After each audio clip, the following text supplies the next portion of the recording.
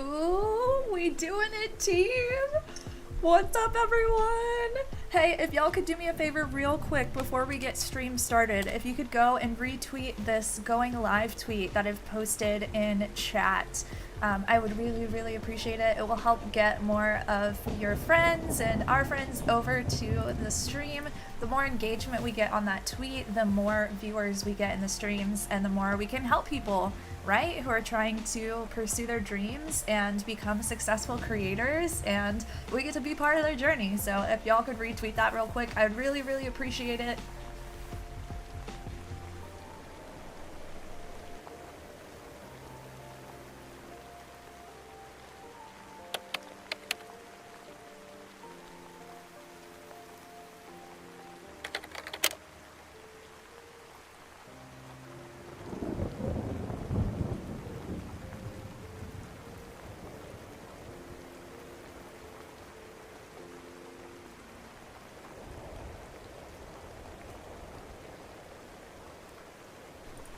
Nice, thank y'all so much. When you're done with that, don't forget to like this stream. So that little thumbs up button that's right below the video. And then you can't actually leave comments or anything, but if y'all like the stream, that also helps us get in front of more people as well. So we're just trying to pump up those metrics before we get started for the day.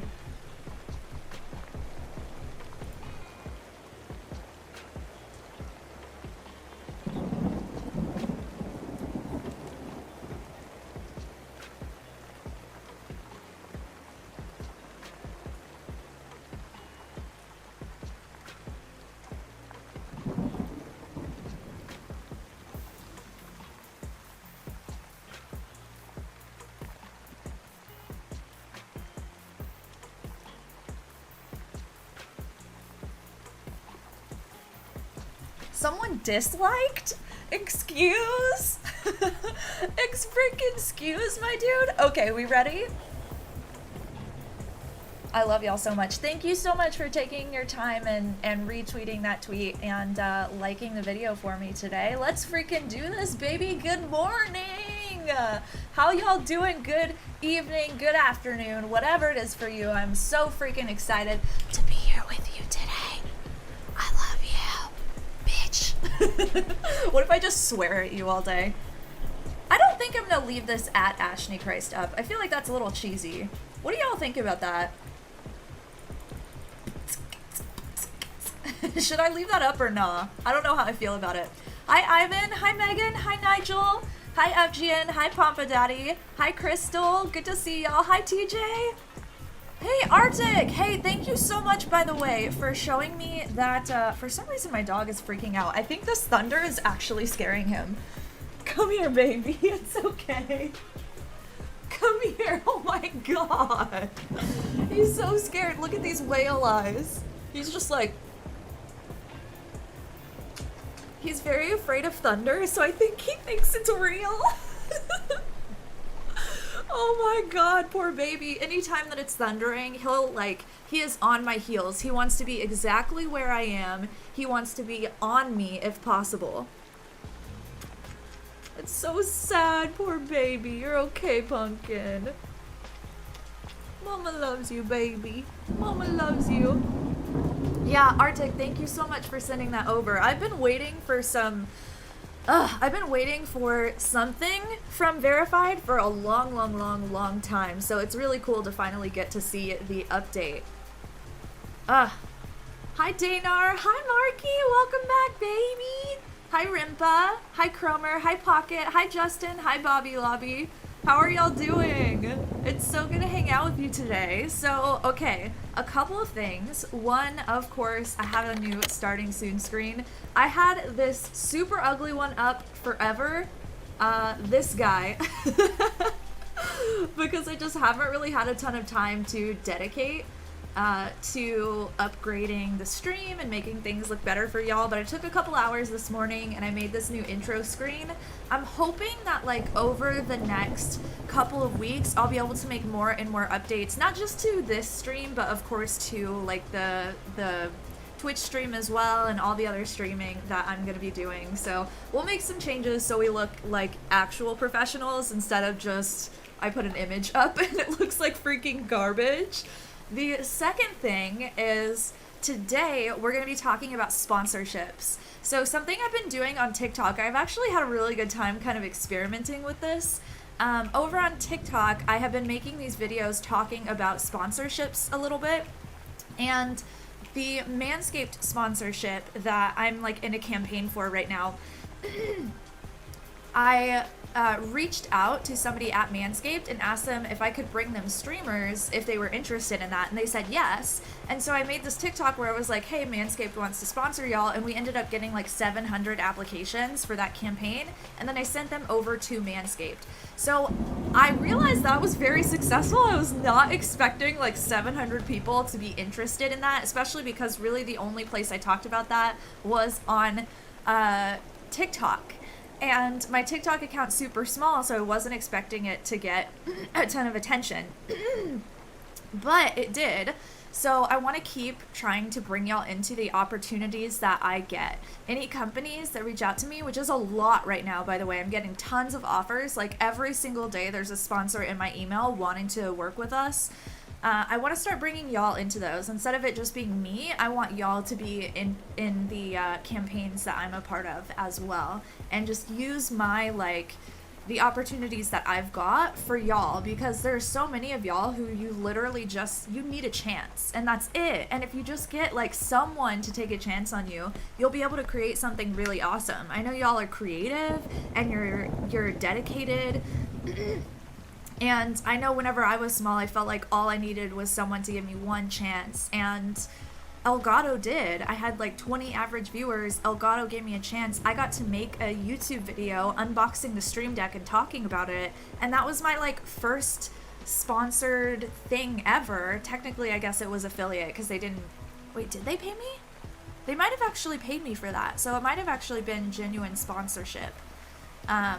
But yeah, they gave me that chance whenever I was smaller, so I want to see if I can like pay forward that a little bit more. So we'll be talking more about sponsorships today, and of course there was that that change with Twitter. So y'all saw Twitter Verified came out with some like steps for verification. They're going to be rolling that out over the next few weeks, and we have other things to talk about as well. We'll get to it. We have so much to talk about today. It's going to be a good one. I'm really excited to be here with y'all. I love you so much. And my puppy is laying on my desk. This is really cute. Hey, Stacy, how are you doing? I don't even know who I'd want to be sponsored. So I posted it on TikTok. A lot of people are saying NordVPN is one that they're interested in working with. Nord is sponsoring a Discord video from me, one per month for 3 months. And then they're also sponsoring our Discord server. So I'm going to be putting up like a partners channel in our Discord server for NordVPN and anybody else that wants to sponsor the server in the future. But they specifically want to sponsor the Discord server, which is weird because I've never had that happen before. This is why I'm saying, like, I swear to God, y'all, every single company has saved all of their marketing budget in 2020, and now they're all reaching out now. All of them at the same time. They're like, we need to give our money away. What's up, Bobby Lobby? We love goals. Of course we do. Do I need a pen and paper? I mean, y'all gotta tell me. You gotta tell me who you want to work with. I fall asleep to rain noises, so this lo-fi is getting me super tired. This is a straight up vibe, isn't it? It's a vibe in here today. Like this... with the rain noises, what a freaking perfect intro, baby. Oh my god. Oh my god, it feels so good. I'm a music streamer, that would help a lot. Awesome, Gabe. Yeah, I definitely want to help y'all out as much as I can. What's up, Queen Sticks? How are you doing? Do y'all want me to leave the rain on the whole stream, or do you want me to remove it? I didn't even know you were on TikTok. Yeah! Okay, if y'all want to go follow me on TikTok, that would be freaking sweet. I am Ashley Christ _ because someone had already taken Ashley Christ. So it's just Ashley Christ with an underscore. Which you can see if you go like this. So that one's mine. Boop, boop, boop, boop, boop. I've been posting every single day for the last like 2 weeks. I've only been on TikTok for a couple of weeks now. I haven't really been doing it for a very long time, but I've been posting daily. This is where... Is this where I started daily? Yeah, I started daily on April 19th. So right before 420, I guess. 19th, 20th. Oh no, that's not where I started daily. 22nd. I started daily on April 26th. This one. So how long has it been? It's been like 3 weeks. April 26th. 1, 2, 3, 4. And I haven't skipped a day since then. Some days I'm posting like twice. That's so sick, dude.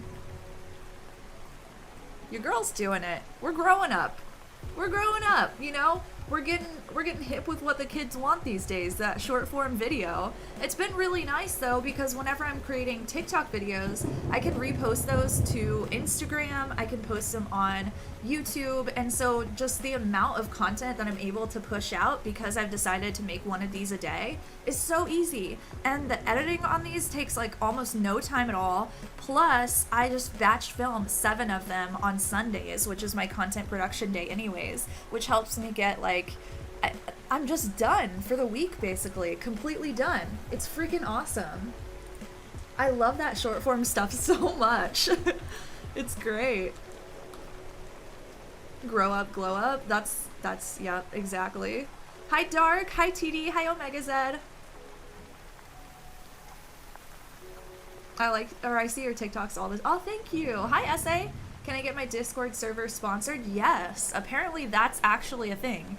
I have not experienced that at all. There's been no companies come to me who have said like, hey, we want to sponsor your Discord server, but that is something that is happening. I don't know. I think since NordVPN asked me about it, I'm thinking what I'm going to do is just start offering that as part of my packages. So usually what I do for sponsorships is I have different packages that I'll put together depending on the brand's needs and depending on like what I want to do for them.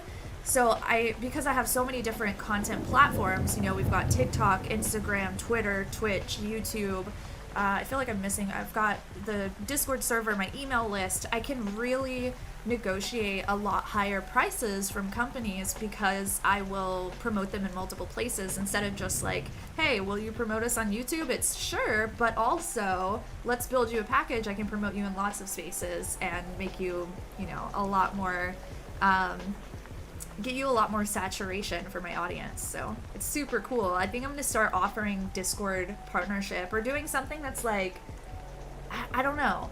I was actually on a call with Harris like a couple months ago maybe, and he was talking about how he's building out sponsorships for his Discord server, which was the first time that I heard of this. And I was like, that's super smart because you've got like, what, 80,000 people or 100,000 people in your server or something. So why not let companies pay to advertise in that space? You basically have a billboard for them there.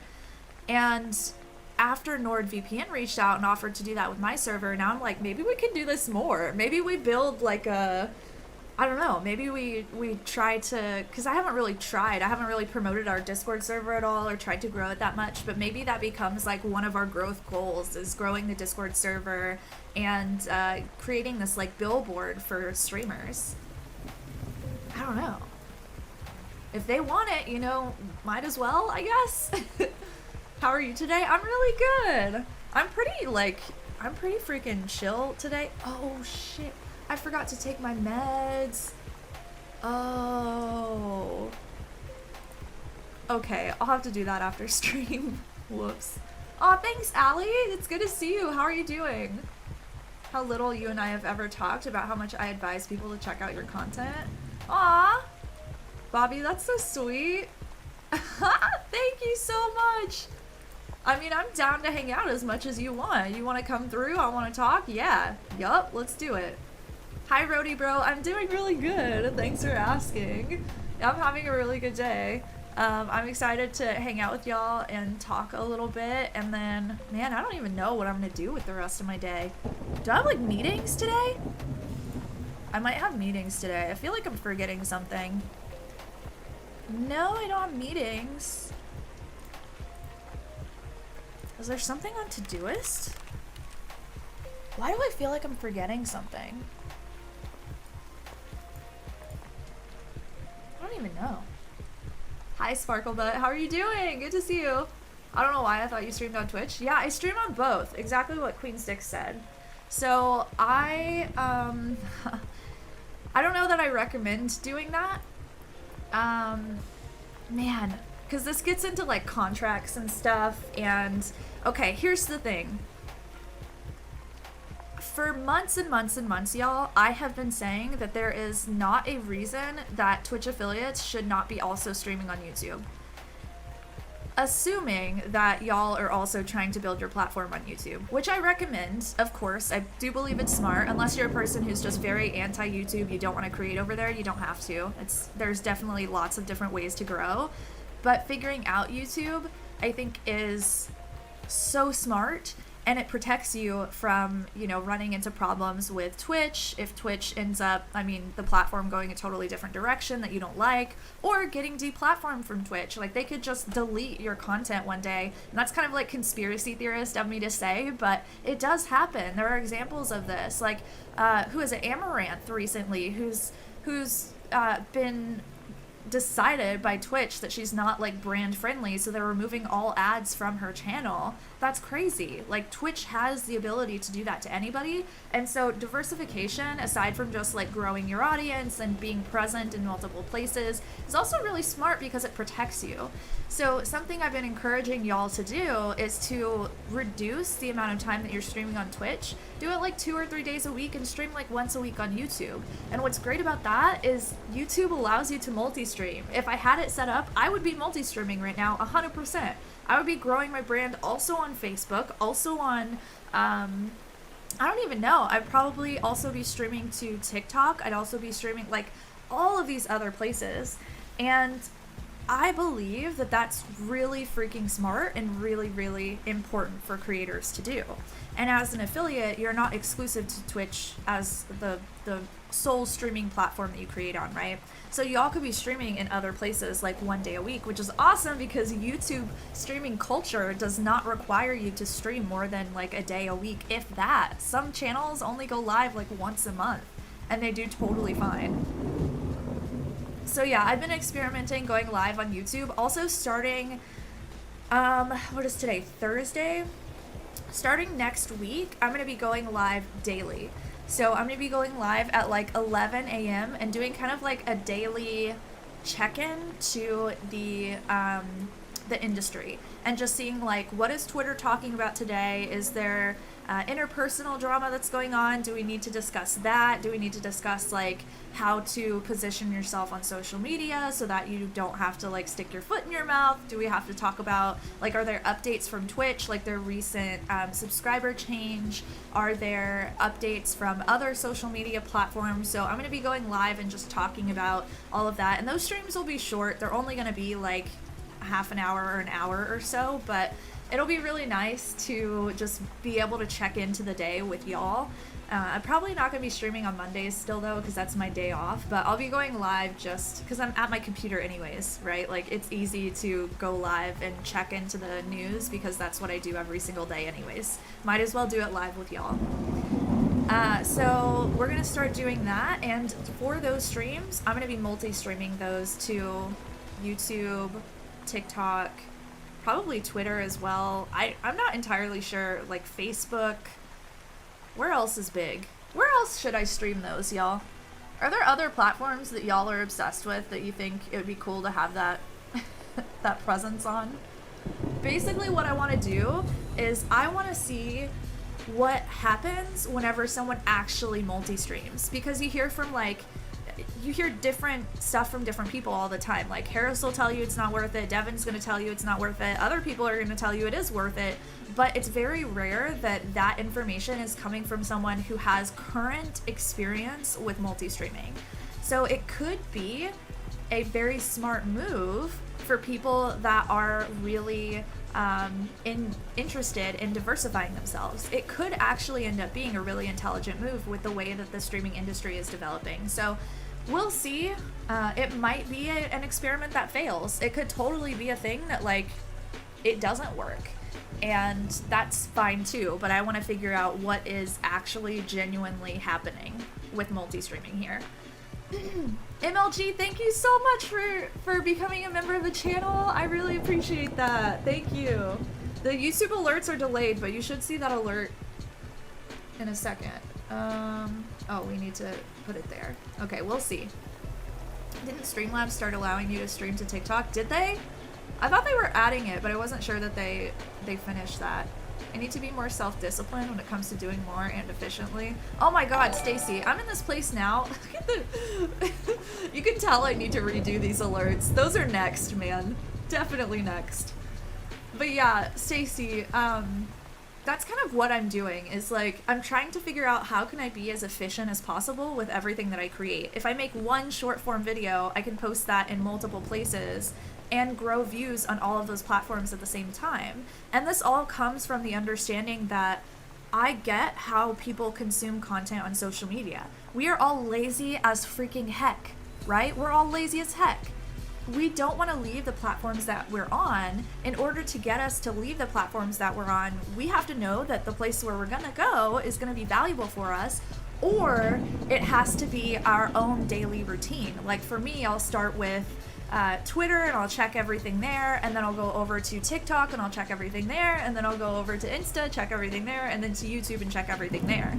And so if something catches me while I'm on one of those platforms that I want to watch, I'll watch it.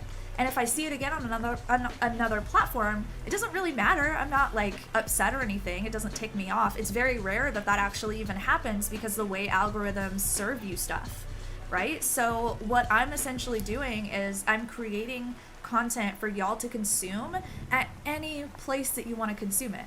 If you're a person who you like Instagram more, you should be able to watch my Instagram reels over there or IGTV videos instead of having to go to TikTok because you just don't like TikTok, right?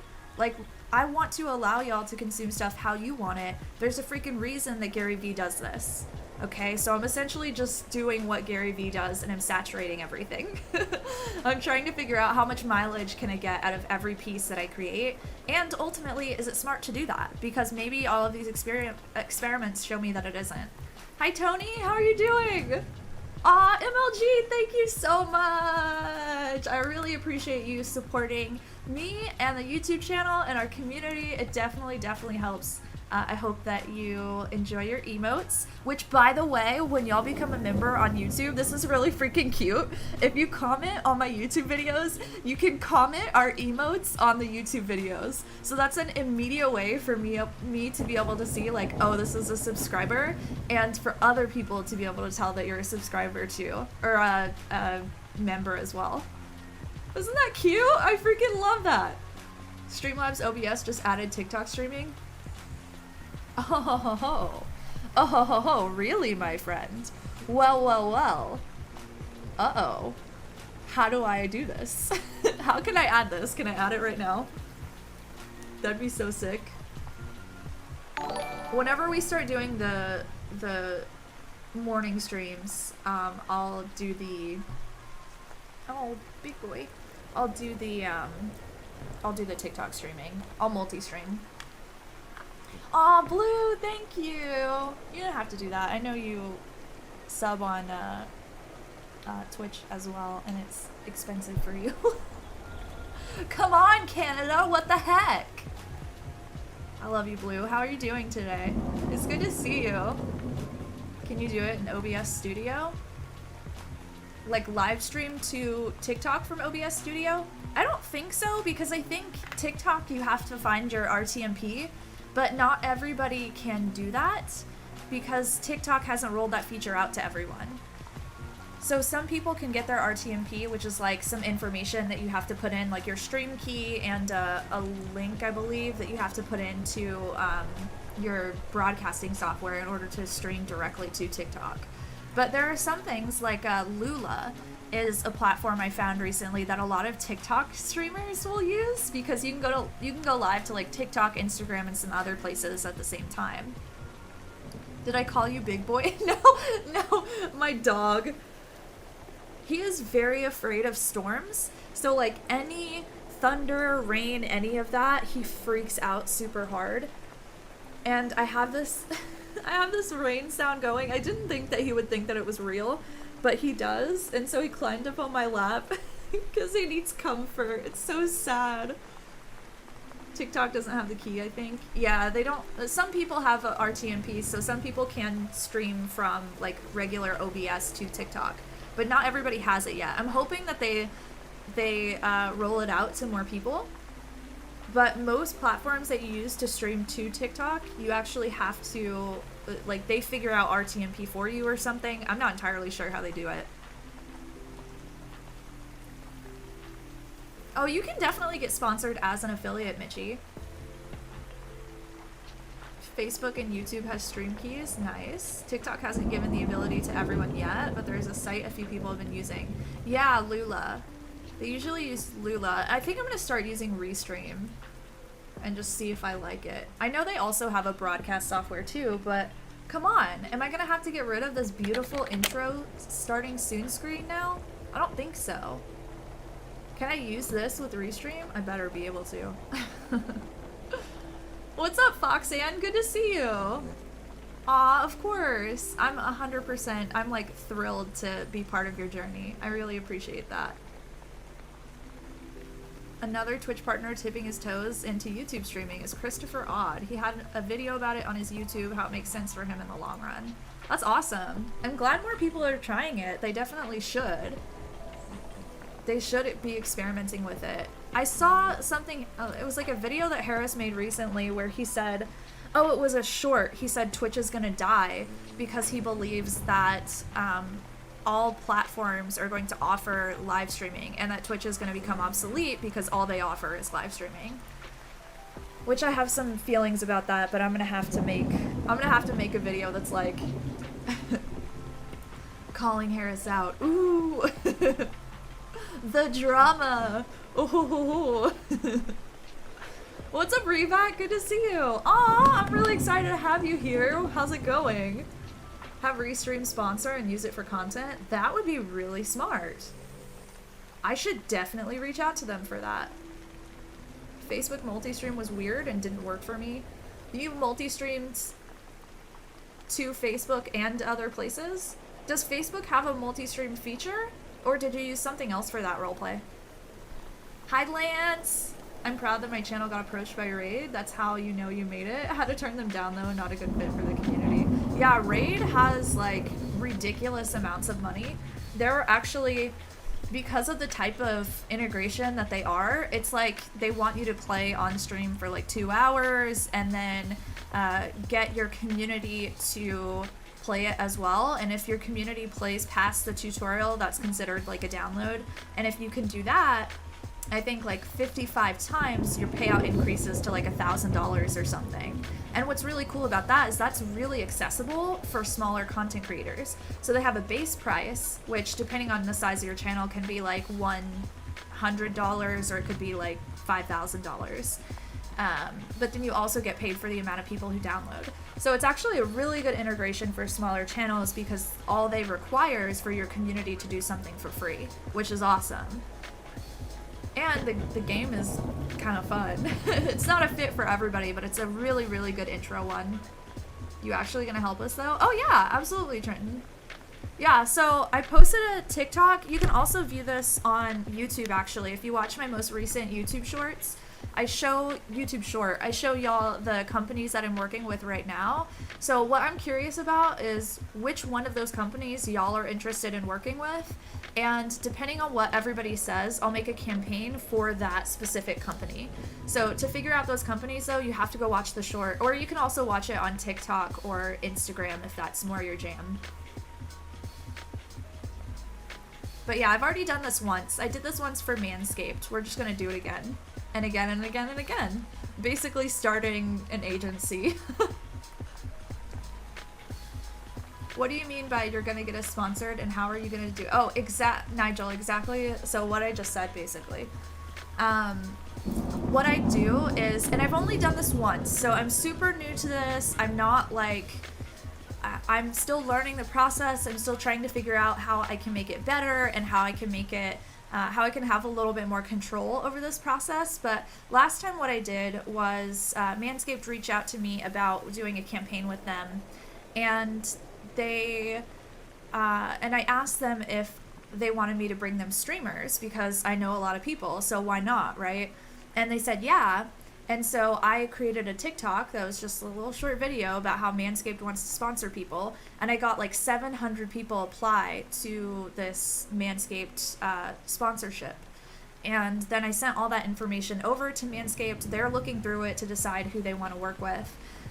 So what I want to do this time is basically the same thing, but I want to kind of build out the campaign a little bit more before going to the company, because I think if I do that, I'll be able to actually have a meeting with them, help them sort through people, and kind of advocate for y'all a little bit more, because I know that in order to be a really great partner for a brand, you don't necessarily need the highest numbers. You just need a really good idea, or you need to be a really great like fit for the company. So what I want to do is be able to be in those conversations to advocate for y'all, because a lot of companies, they don't understand how some smaller, like medium-sized creators can actually be a better fit for them and lead to more signups or more like results for them versus large creators. Typically they look for numbers and that's the only thing that they prioritize, but there's a lot more that goes into making someone a good partner for a company. So that's essentially what I'm trying to do, is I'm figuring out that process right now. I'm not making any money from this. I'm not like selling y'all anything. I'm giving my time to helping y'all get sponsors. It's not a grift. It's not like nothing is happening for me as a result of this. I'm just really interested in the process and trying to figure it out. And if we can make the process successful, then maybe we'll turn it into like some kind of like agency for small creators or something. But that's further down the line. We still have a lot of work to do before we even get to that point. And honestly, it's dependent on the community as well. I just want to do this for y'all. And if you want an agency someday, cool. If you don't, whatever, don't care. We'll do whatever y'all want to do. So I'm trying to give y'all a little bit more control and and say in the way that, in the companies that you work with and in the way that you work with either agencies or the way that you're represented. Oh, nice, H2O. Your book has massively helped. Oh, Rubak, I'm so glad to hear that. Nah, you're the GOAT, Gabe. What's up, Trigger? That or be able to work your brand in a way that the company sees eye to eye. Some companies really don't care about the numbers, but yet the person in their business plan. Exactly. And that blew my mind to hear, because whenever I was a small creator, I thought like, oh, I have to have hundreds of viewers before anyone's going to care about me. And my ultimate goal was to work with companies and to look cool because I could say I was sponsored by somebody, right? And then Elgato gave me an opportunity when I had like 20 average viewers. And they sent me a Stream Deck, a Cam Link, both which I still use to this day. They paid for me to talk about them in a video, and 20 average viewers. And I met with them, we had a conversation, and they said, we just genuinely care about the streaming industry and we want to support it. And that, I was like, what? That's what you want? Because I thought you just wanted numbers. I thought that was the only way I could be valuable to you. But they completely changed the game for me, and I've had multiple companies reiterate that same thought process over the years.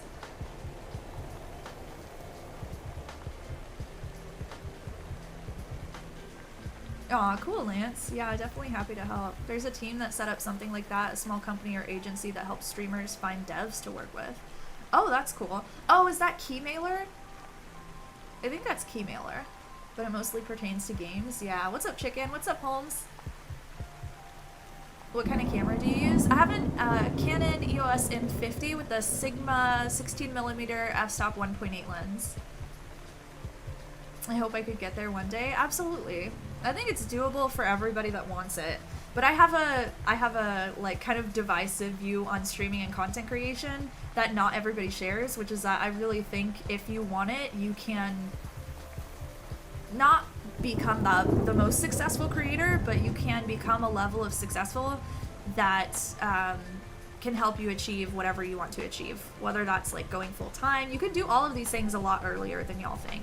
It's a lot easier than you think to do this stuff. That's not to say that it is easy, but it's easier than you think. It just takes a lot of work and a lot of consistency, and like grittiness, that kind of stuff is super important. It was made by Twitch Kittens, called Noise. Oh, yeah. Is that still around? I remember, God, what was his name? He used to always do that. the like Twitch Kittens owner guy.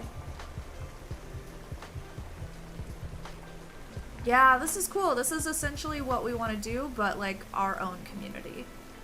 Because we'll attract different people than they will. Live quest tracking dashboard payments. Oh, they put some great... Oh, very cool. Yeah, that's dope. I didn't know that was by the Twitch Kittens people. Really cool. Their old team lead helped with building it up, website and connections. Okay, yeah. What was his Modest Mouse? Oh, Modest Merrill, that was it. Yes, Modest Merrill. Yes, okay. Yeah, he is so well connected, it's ridiculous. It's really impressive. Hi, Crafty, how are you doing? It's good to see you. I want to catch it in my screen recording. Yeah, Cinema. It's a Canon EOS M50 and then a Sigma 16mm lens f-stop 1.8. Aw, great, Chicken. I'm so glad I get to be helpful. They've given me free stuff, paid for me to attend their conference, paid for a video, and more. I'm not partnered, but I promote their games, so that's a good fit. I love it. I'm so proud of you, Blue. Can you make me a Twitch star? I don't know.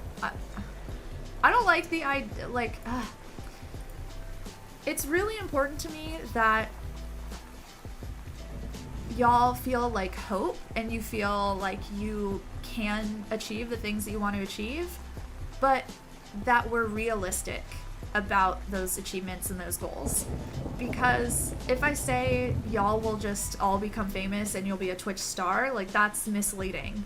I can't make that happen. And the amount of people who that's gonna happen for, that's probably not even gonna happen for me. Like, there are a lot of really great creators that never become a Twitch star, which I don't even know what that means. But even if you don't, there's still plenty of opportunities and you know, success and relationships and all of that stuff, all those accolades that y'all want. There's still plenty of stuff out there. Oh yeah, Holmes, exactly. It is a lifetime process, and that's something I think that like maybe smaller or like new content creators don't really understand, is that like content creation is not a thing that you get to a point and suddenly you're good forever. Like, you constantly have to be learning and growing and making improvements constantly. Every single creator, even the people at the very, very top of the food chain, like they are constantly making new stuff and trying to do bigger and better and trying to improve what they're doing. How do we sign up? So we're not at the sign up stage yet, Reback. We have to choose a company first, and then I'll make like an application. He got hosed due to a big problem. Oh, really? That sucks.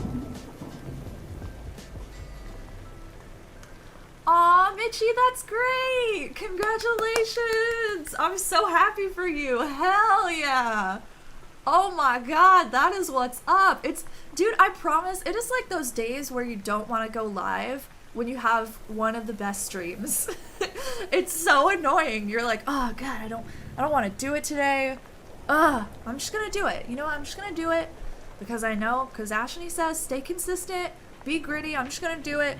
Oh, cool. Yeah, nice. Good day. It's so weird how that works out. It does that to me too.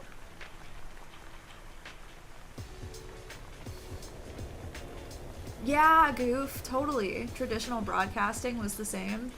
It's so bizarre. It's so bizarre. But so many people give up really early. Ah, great, Fertimer. I'm so glad. What do you think of sleep streams? I mean, if people will watch them, I guess. It's fine. I don't think I'd ever do one. Hi, Amber. How are you doing? What's up, Yogo? It's been a while.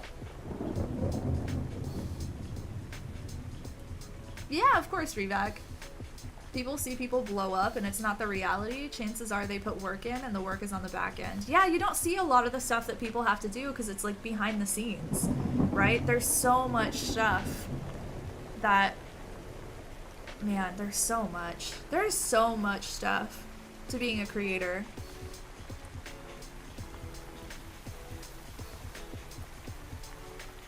But it's entrepreneurship, right?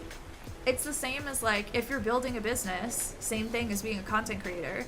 You have to have that personality type that's like, I would rather work 80 hours a week for myself than 40 hours a week for someone else. That's me to a core.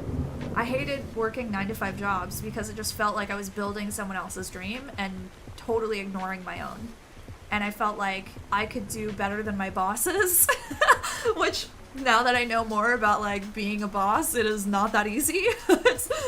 It's so much more difficult than I thought it would be. But it's like, I don't know, I wouldn't trade it for anything. I would rather work more for myself than work for somebody else. I'd rather make less money working for myself than work for somebody else, because I know that I'm in direct control of like the income levels, the work that I do, the partnerships. I can take time off whenever I want to. Like when I have a family, I'll be able to shift around my schedule to make sure that I'm there for my family, but I'm also still fulfilling my work duties. Like I love it. I love it so much. I wouldn't trade it for the world. What's up, Binsai? There's a lunar eclipse in 6 days. That's sick. Hi, Lady Golden. I'm not sure if I would be better on Twitch or YouTube. Why do you say that? What do you feel like you're more drawn to? Hi, Haley. How's it going? Good to see you.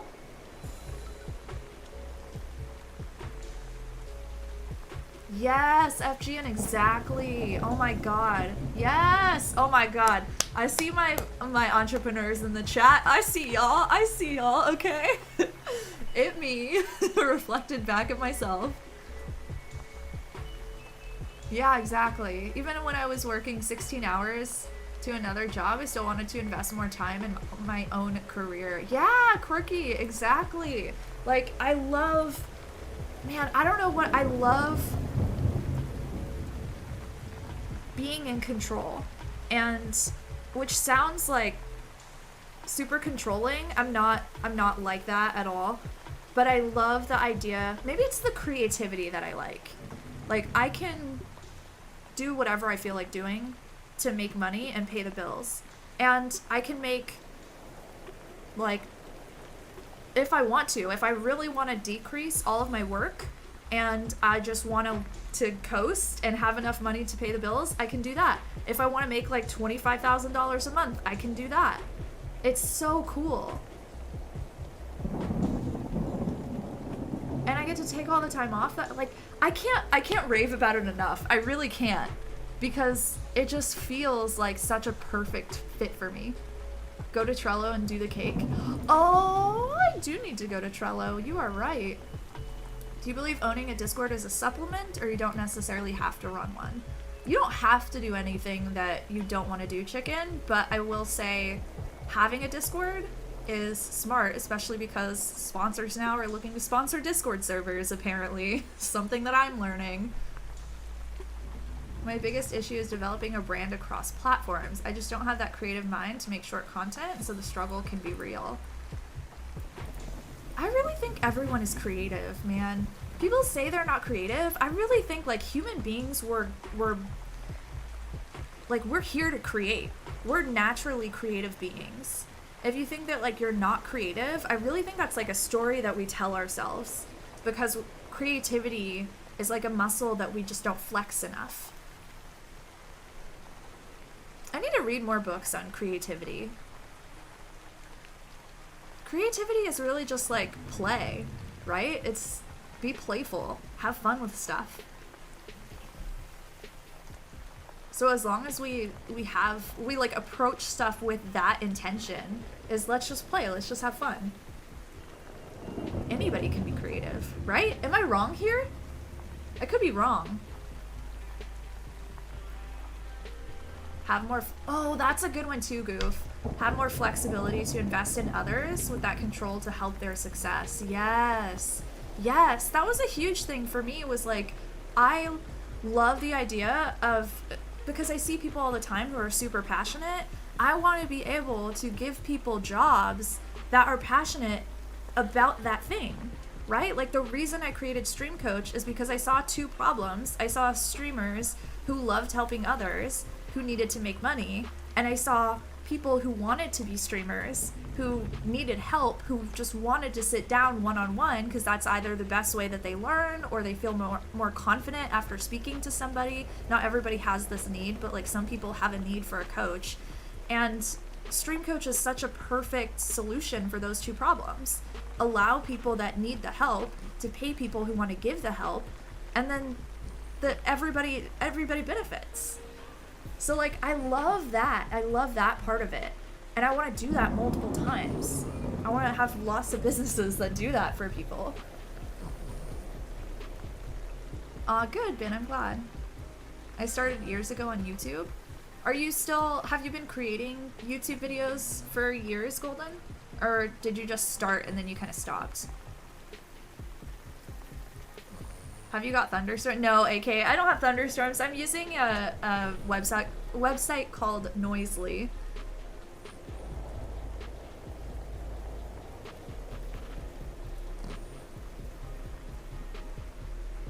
There's a spectrum of creativity. That's interesting. A creative mind is the child who survived. Yeah, I've heard about that as well. Y'all hear the snores? Oh, hey, British! Thank you so much for becoming a member, dude. You don't have to do that. That's really sweet, though. I appreciate you. I hope you're having a good day, my dude. Don't look at this, like, stock alert from Streamlabs, please. Look at this. Look at this instead. I made this. This is new. Way prettier. Pay attention to this and my adorable dog, alright? This is all we need. Hi, baby. Are you okay, pumpkin? How you doing? He's going, How you doing, baby?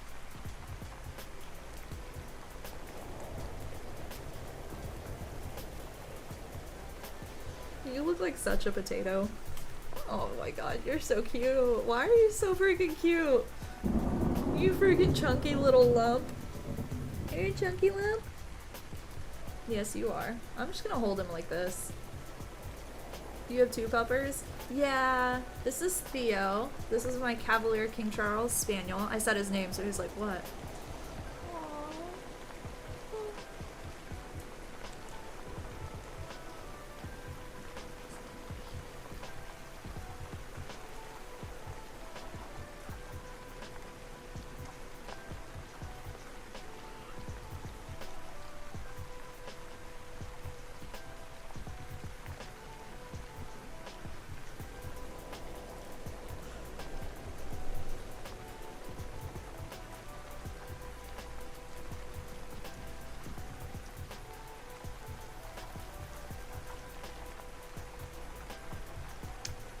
Okay. Oh my god, I'm about had a heart attack. Y'all know when things are so cute, you're just like, every single muscle in your body tenses up? Oh my god. So cute. Okay. So yeah, I have a Cavalier King Charles Spaniel. This is him. And then I have a big black lab. He a thick boy. He's like 90 pounds. He looks very scary, but he's super sweet. He's a little baby too, but he's sleeping down there. He definitely can't fit in my lap. It's me every day. What's up, AAG? Good to see you, my dude. Oh, what's up, Chip? Good to see ya.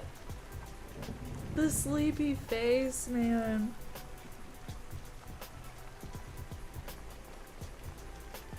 I have videos on Twitch of him from like back in the day when I first got him, and he was a tiny puppy, and it was so cute. So I get to look back on those now. I'm so glad I didn't like delete all my clips when everybody else did, because those videos are just priceless, absolutely priceless to me. Seeing him as a baby, oh my god. He's like, I think 6 now? 5? Yeah, maybe 5. Is Patreon still a good way? Yeah. I think Patreon is fine, but it's definitely its own, like, business, and you have to figure out what value you're gonna offer over there. Not planning to get far on Twitch bits. I don't like Twitch's monetization very much because they take such a massive cut of everything. Was really interested in the sponsorship TikTok you just made. Yay! Yeah, British. Dude, so I did the Manscaped one, but I'm really excited to start another one. Basically, I'm trying to see, like, how do I make campaigns for smaller creators and make it so that it is successful for the company and successful for the smaller creators as well. What does that look like? What does it take?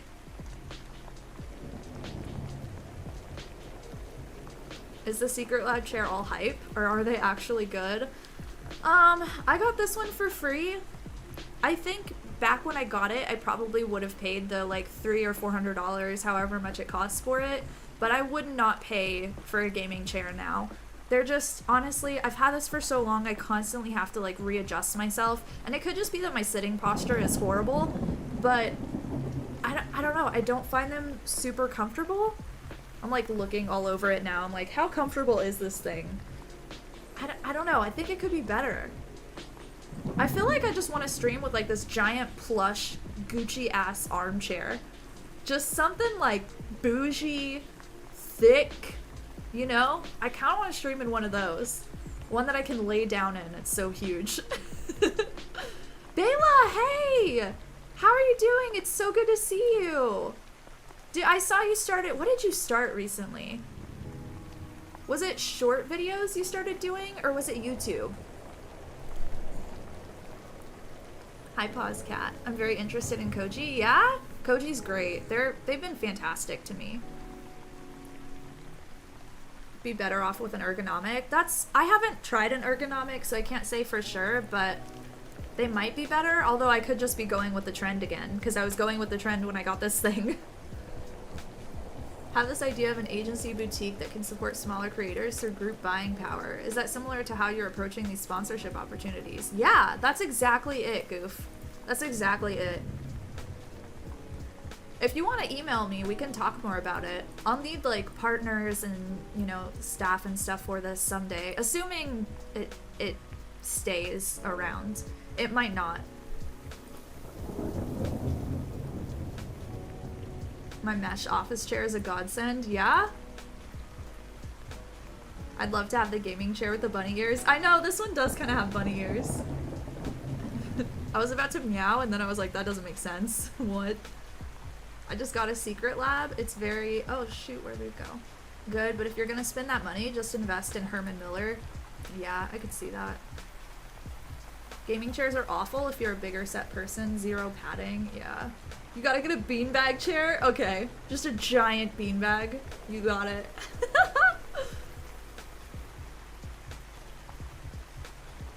Aw, nice, AAG. Congrats. Hi, Nico. How you doing? Started YouTube. First official video was on the Fukushima water release situation. That's awesome. Oh my god, Bela, I'm so excited for you. How do you feel? Do you feel like it's going good? You have a whole YouTube course, by the way, if you need help. We're still doing a couple more. So I have a YouTube course. Y'all don't know about this. I don't think most of y'all don't. But I have a YouTube course called The Big YouTube Breakdown, which just finished. I just finished filming everything for it, like a week ago, maybe 2 weeks ago. So that's gonna open up to have people join it again here soon. So anyone who wants to learn about YouTube, if that's something that y'all are interested in, you can join it. We also, if you're already in it, we're also doing 2 more meetings. So for a while, actually for the entire time I was creating this course, we had weekly meetings with our like beta group, which is the group of people who signed up to kind of be in this course as I was building it and help shape the course. And we had weekly meetings with them where I would literally like review their YouTube videos, help them make improvements and stuff. There have been some people who like blew my mind how many improvements they have made and how far along they've come since they've joined the program. You do get it for free though if y'all get into Stream Coach Academy.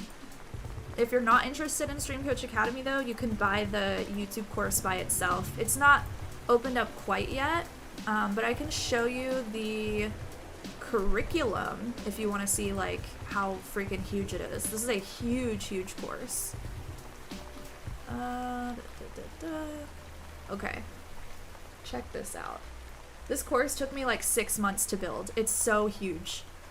Okay, so here's module 0. This is the like intro to the course. So how to recommend a course schedule, how to get the most from the program, the course workbook, which by the way, this workbook is massive. Absolutely freaking massive. This thing is like 95 pages. It's the biggest workbook or like ebook that I've ever made. Check this out. I'm really proud of it, so I'm just gonna show it off. Oh, I guess I don't have to download this because I already have it on my... I'm lazy. Check this thing out. Okay, watch. Look how huge. And it's got exercises. It also outlines a lot of the information in the course. It's crazy, dude. It just scrolls forever.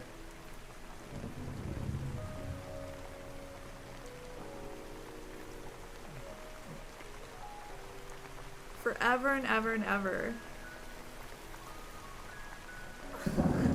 It's still going. Okay, there it is. It's huge, man. Freaking huge. So that's the workbook that comes with it. I accidentally made like a 100-page ebook on the last couple of days that I was building this course. So, oh no, that's not what I wanted. Sales page. I need to redo the sales page because this is old. This is from like September of 2020. So that's module 0. Then module 1 is before you get started on YouTube, learning like how YouTube works, and how you're going to position your channel to get viewers and become successful. Module 2 is setting everything up. So actually setting up your channel, what does that look like? And creating some additional things that like most people don't talk about, which is like a free thing, Trello, just some other stuff in there, planning your videos, how to create and release your videos. You also get a free editing course from my friend Casey. And then module 5 is where like a lot of the juicy stuff is. So YouTube growth hacks, strategies, stuff that I'm currently doing. This is called like demystifying your YouTube future. So this is everything that I know about YouTube in a course. It's freaking... I'm so proud of it. I'm so proud because it's so huge. This is the biggest course that I have. This is bigger than SCA. It won't be bigger than SCA 2.0 though, I don't think. I think 2.0 is going to be just absolutely massive. But yeah, anyways, if anyone is interested in learning about YouTube, that's there. The YouTube course isn't currently open for signups, but I'll open that for y'all in the next like few days for anyone who's interested. It's El Jefe, yo! Where's the link, or is it in the course? Yeah, it's in Teachable. For the ebook, right, Blue? Can the book be applied to other streaming services, or is it strictly YouTube?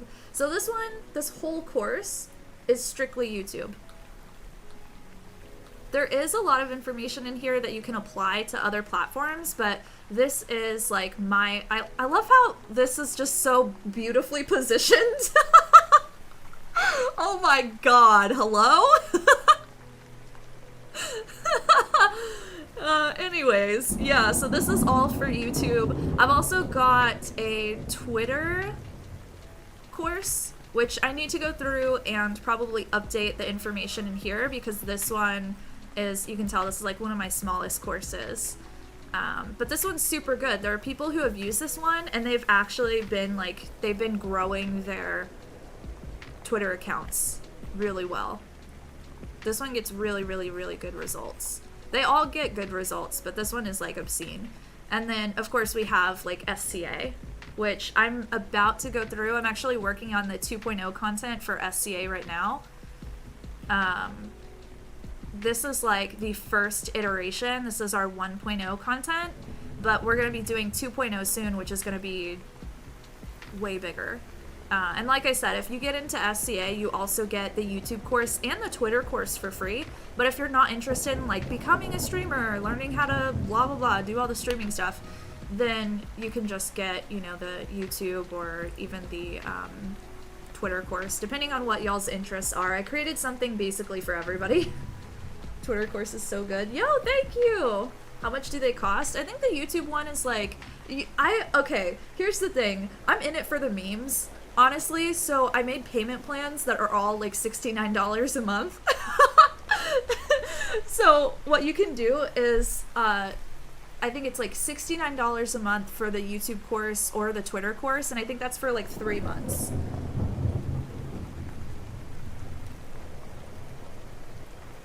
Yeah, Dark, I'm happy to help.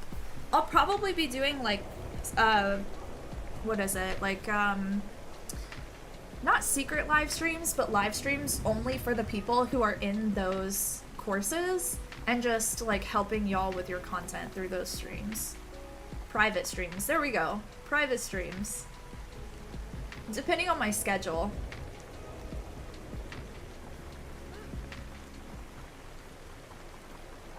Is there taxes included? I'm not 100% sure. I think that depends on your location. Speaking it into existence. Hefe, I believe. What's up, Uncommon? It must upset people that I'm not into memes. No, people... no. I'm like not the... I'm a potato, that's all it is. Have submissions ended for SCA? Yeah, they have for our most recent class, but you can still go to the website and apply for the upcoming class if you want to. So applications are like technically always open, but we do like application pushes so that people know whenever we're looking for new students. Look at our new website. Isn't it so sexy? God, she looks good, man. Oof, damn, she looks so good. Boom.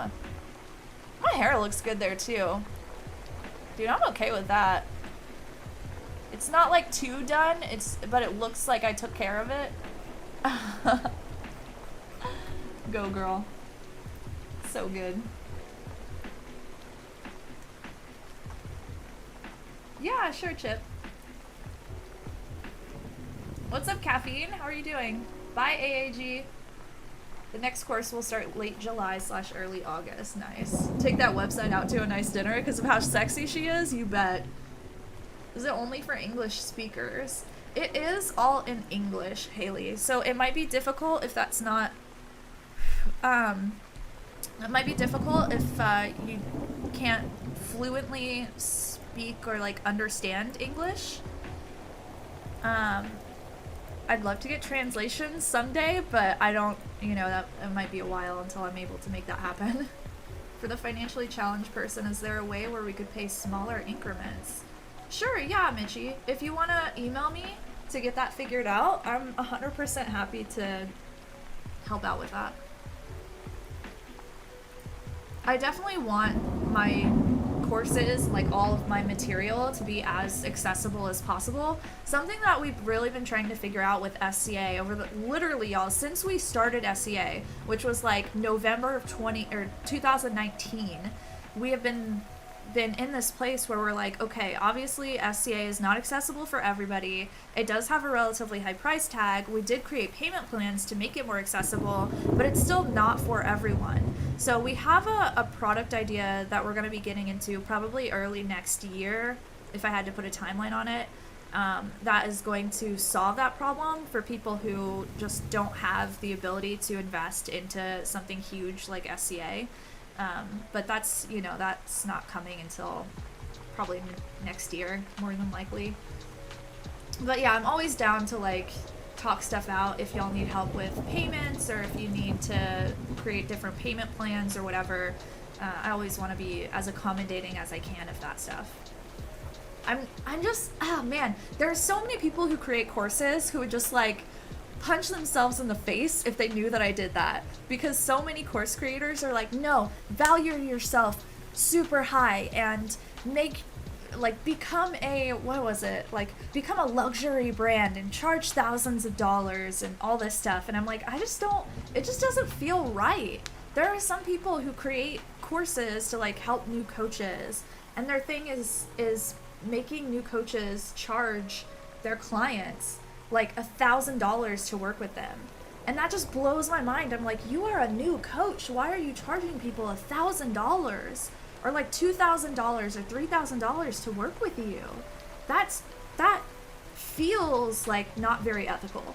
I could be totally wrong. Maybe, you know, it's, I don't know. It just doesn't feel right.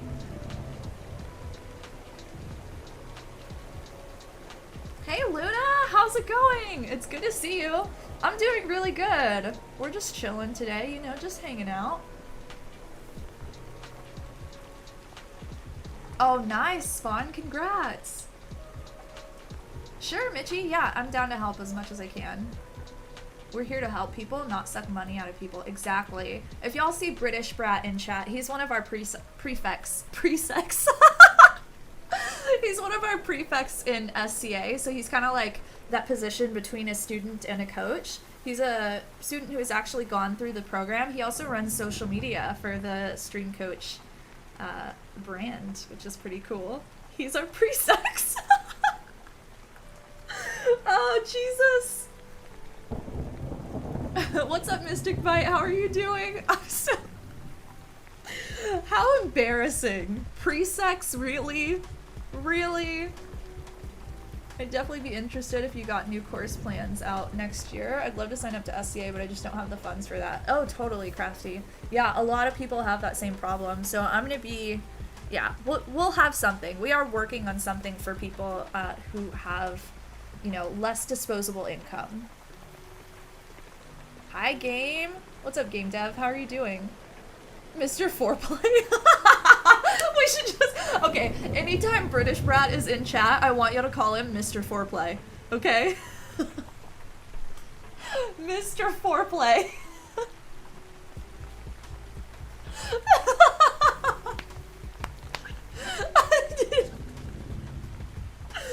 Oh my god, it's so good.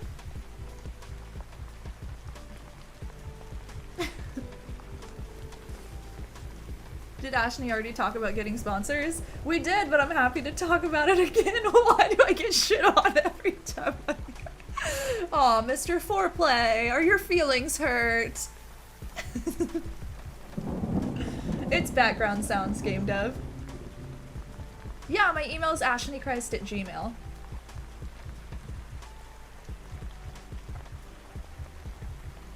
Oh, nice, Yogo. Sir Foreplay. Sir Foreplay. Watch him change his YouTube name. If he just like changes his name everywhere to Mr. Foreplay. Oh no. That would be horrifying. Don't actually do that. I hate it here. I need to talk to you one-on-one about something if you're able to soon. Yeah, Luna, email me. ashleykreist@gmail.com. Lord Foreplay. Why are y'all like this? It honestly makes me so happy. Please just continue being this ridiculous. 100%.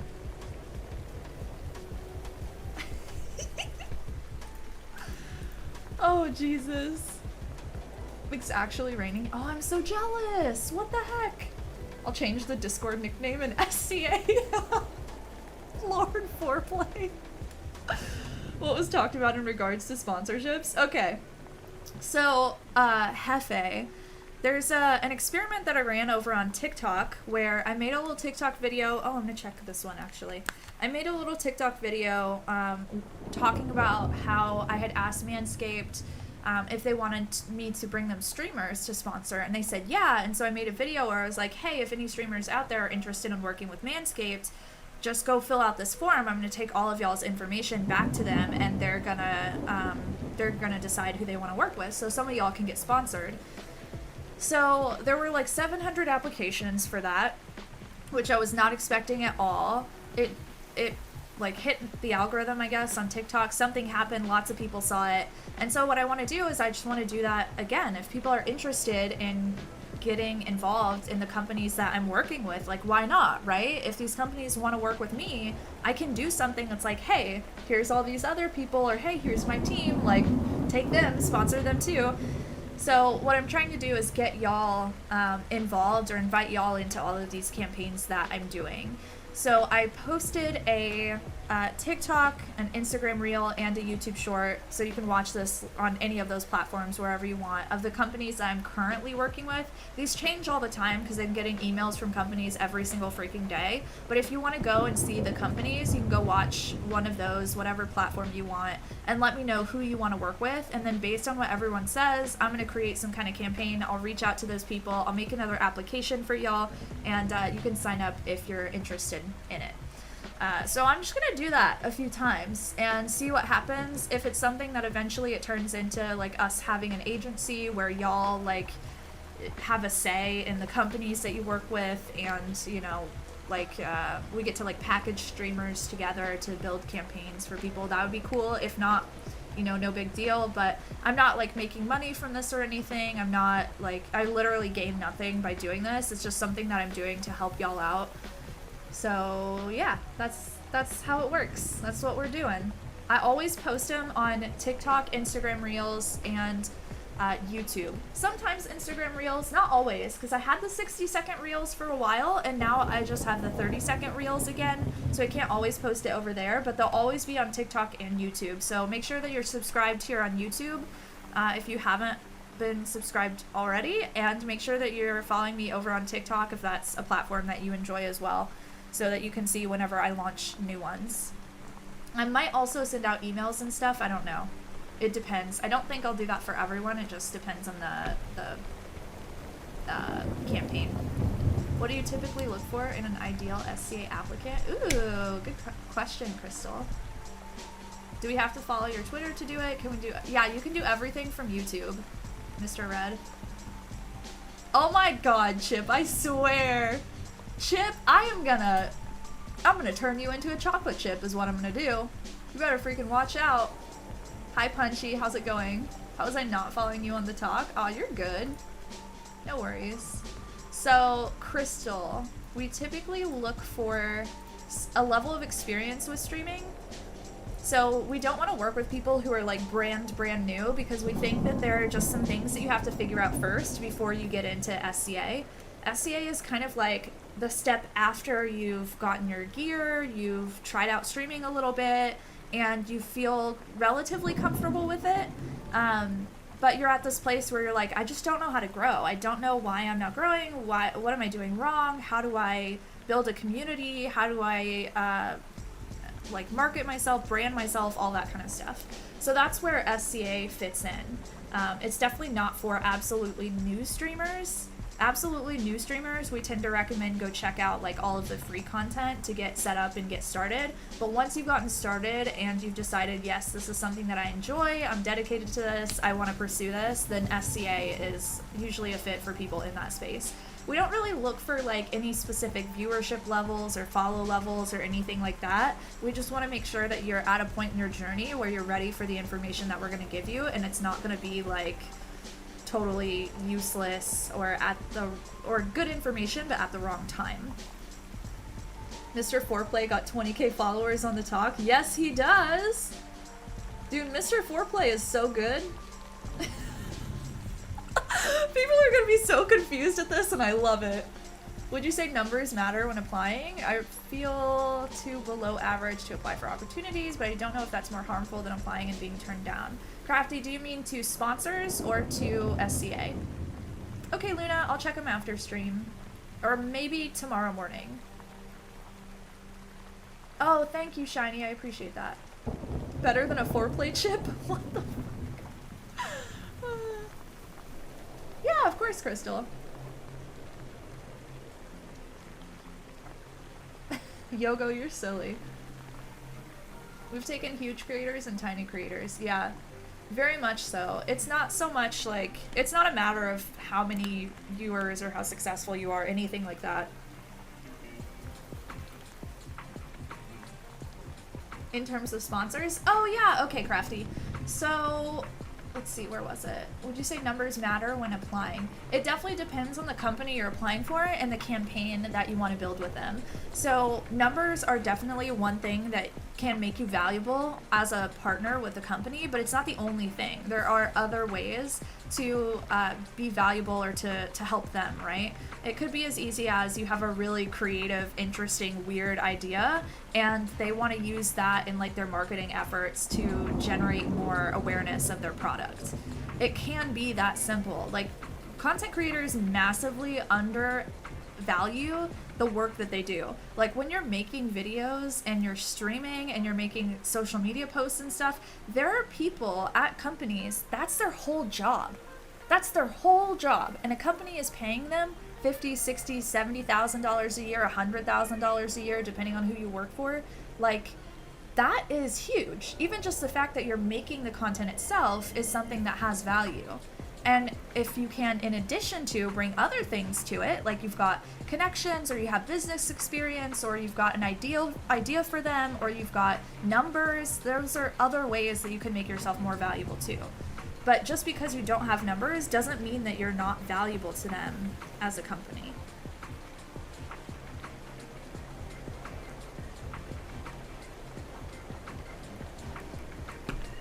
Mr. Foreplay. Everyone should go after sponsorships? Totally. Do you think small streamers should go after sponsors? By small, I mean 5K and under? Absolutely. Followers for streamers don't really matter all that much. There are some people who have been streaming for like years and years and years and have like 100K. Some people who have just like, they have good relationships with people, and so they can get on like the front page of Twitch and get 50, 60, 100K followers really quickly. Even though, let's say, their audience is relatively small.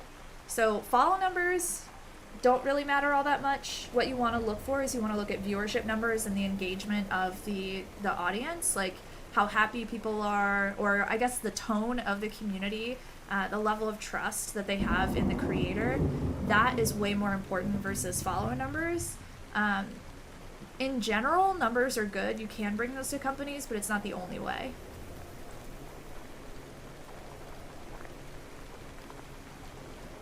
Someone told me this, and it's so discouraging. Someone told you to wait until you have 5K followers to get sponsors? I often see partners with 10 viewers also. Totally. Oh my god, that happens all the time. All the time, all over the place. It's so common.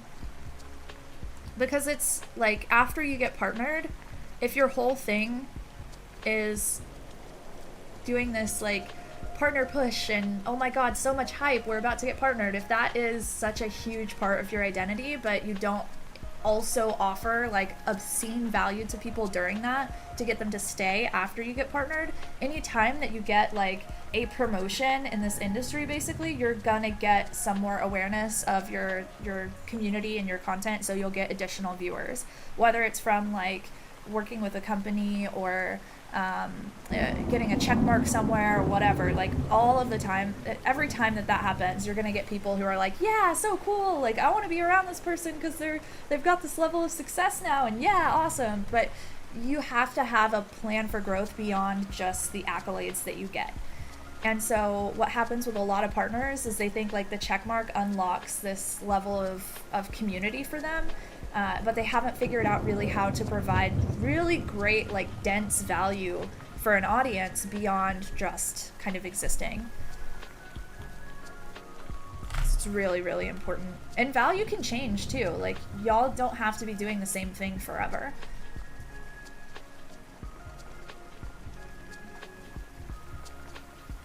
I love that, British. Some like me streaming for years and still have less than 100, let alone 100K. That definitely happens too. What's worse? This is a good question. What's worse, y'all? Would you rather stream and create content for a long time and not really have anyone pay attention to you? Or would you rather like have people pay attention to you for like a month and then you lose it all? What's up, Quantum? How are you doing? Hi, Max. Yes, yeah, Lance, exactly. I'm way more eligible than I thought. Totally, Bobby. Everybody is. Everybody's so much more eligible than they think. I'm never sure if I should even apply for things when I see them pop up. Please do, Crafty. Please do. If anything, you'll learn how to apply for things and how to better communicate who you are and what you do. And you're gonna get some no's, but you're gonna get some yeses too, right? Like you might get a yes. What if you get a yes, right? What if you apply for a thing that you didn't think you were gonna get and you get it? What? Talk about imposter syndrome. That's gonna, oh my god, that'll make your imposter syndrome pop off super hard when that happens. Some streamers don't like to share information for other streamers to grow. That makes me sad. Luckily, we're seeing that less and less. There's a huge, like, streamer education niche now. It's crazy. About to get the second poke. Oh my god, Quantum! That's exciting. Ooh. Ooh, I got my last one, like, a week ago, and I got sick.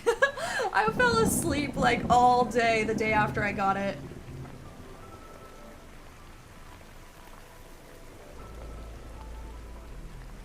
Aw, that's sweet, Lance. I love that. Sponsored by Slim Jim? That would be sick. I would eat a Slim Jim on stream. Let's do it. I've been streaming for 2 years now and my follower count only recently broke 1,000. Wow. That's awesome. Totally. Congrats. I saw a TikTok yesterday saying a steady increase. I have a TikTok that says that. What the heck? I have a TikTok coming out literally this week where I talk about how you don't want to grow fast. You don't. Everybody thinks that they want it, but like the second it starts happening, dude, oh. It's scary. If no one's ever listened to you before and then all of a sudden you have a bunch of people listening to you, especially if it's like overnight you go from 10 viewers to like 1,000. Oh my god, it is anxiety inducing. Let them tell you no? Yeah, let them tell you no. You don't get to tell yourself no. Let them tell you no.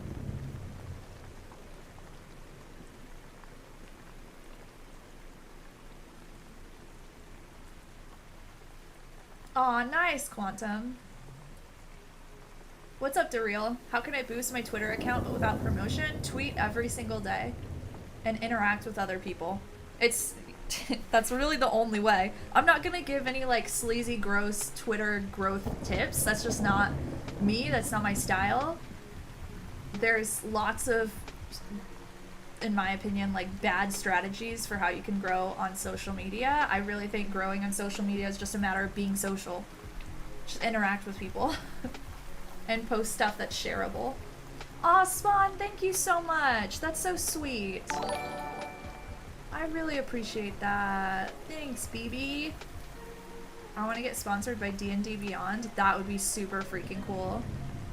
We see on Twitch that you're open to sponsorship opportunities upon achieving partnership status, but what does that really mean?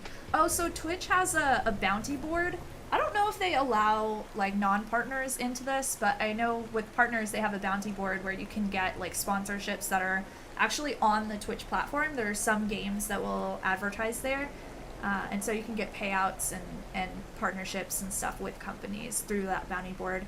But I have never found the bounty board to be that beneficial. I feel like the numbers over there are pretty low. A coffee bean roaster? I have a coffee company that's reaching out to me right now. I've had like 3 coffee companies reach out to me over the past couple of years. Hi Kaiju! We're doing good. How are you doing? Is that Twitch affiliated sponsorships becoming available, or are we precluded from sourcing our own? Yeah, I don't know. I wouldn't mind some sleazy, gross tips. You should probably ask Mr. Foreplay for those, Kaiju. Which, I don't think you know that inside joke. I don't think you were here for that. Aw, thank you, Punchy. That's really sweet.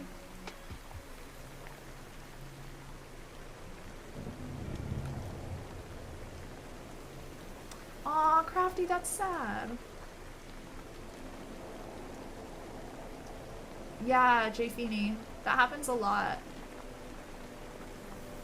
I would kill for a coffee company sponsor. Yeah. A lot of them are like low tier sponsors though, so I don't usually work with them. Is it Deathwish? No, I don't know who it is. It's I don't know. There's somebody that reached out because of my Instagram. Which, by the way, is another reason y'all should diversify, because the reason I get so many sponsorship emails is because I have a presence on so many different platforms, and a company can find me from anywhere. So I'll have people that email me because of my YouTube channel, but I also have people email me because of Instagram, because of Twitter, because of Twitch. I've had one company, actually recently, I started talking about like cryptocurrency and business and investing and stuff. And I had a crypto company reach out to me recently, which was crazy. Like immediately whenever I start making content in this space, a company reaches out to me because of the numbers that I've got on other platforms from just building an audience over time. That's pretty, I don't know, I thought that was pretty crazy. Why are we still calling me Mr. Foreplay? Oh, that's not going away, for sure. What's the best way, in your opinion, to reach out to big companies to try to get sponsorship? I wouldn't start with big companies. I would start with somebody small, learn how to create, or learn how to be really effective, and then start working your way up. Low tier sponsorship is just like advertising for them with little benefit to us, but what are mid/higher tier? So when I say low tier, it's still a sponsorship. They're still like, you get product, you get an affiliate code, you get payment, and it's usually like a contract. So when I say low tier sponsorship, that still exists, all that stuff still exists, but it's like a new company or a company that I don't really feel super confident about. And so with those are the ones I'm kind of like, they have to really give me a solid reason why I should work with them, versus someone who I consider to be like mid or high tier, which are companies that I view as like credible, and I will work with them very quickly. I would love to have a tea shop. Ooh, that would be fun. I don't think I've ever had a tea company reach out to me. Mr. Foreplay for life. Maybe you could still can outside of Twitch for your affiliated streams. Yeah. Yeah, Yogo. It would be nice if Twitch allowed affiliates to do that, but I think, I don't know. Maybe we'll build a platform. Maybe we'll build like our version of Noise.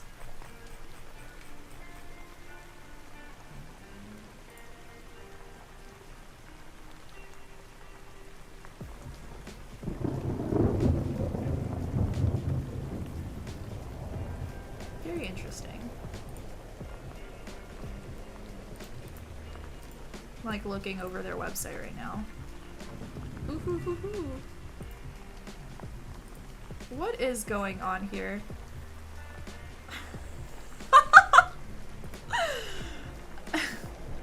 If y'all don't know Lexi Kitty, I need to introduce y'all to this girl. She is seriously... okay, so my tweet says, start asking yourself, does this support the life I want to create? And Lexi's like, looks at Taco, yes. Code Kitten looks at cheddar cheese, oh hells yes. Looks at estrogen, this checks out. Oh my god. So good.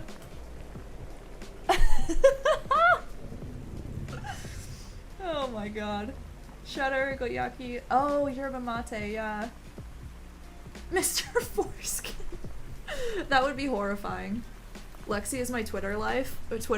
I love her so much. She's so funny. She's one of those people, like, she's so relatable for me because she's one of those people who just says whatever the hell she wants. Like, she'll say random stuff all the time and it'll just, like, the most random combination of words and things to say, she'll make sentences out of, and you're like, okay, that is a sentence. That is a whole sentence, my friend. What? God, I love that so much. It makes me very happy.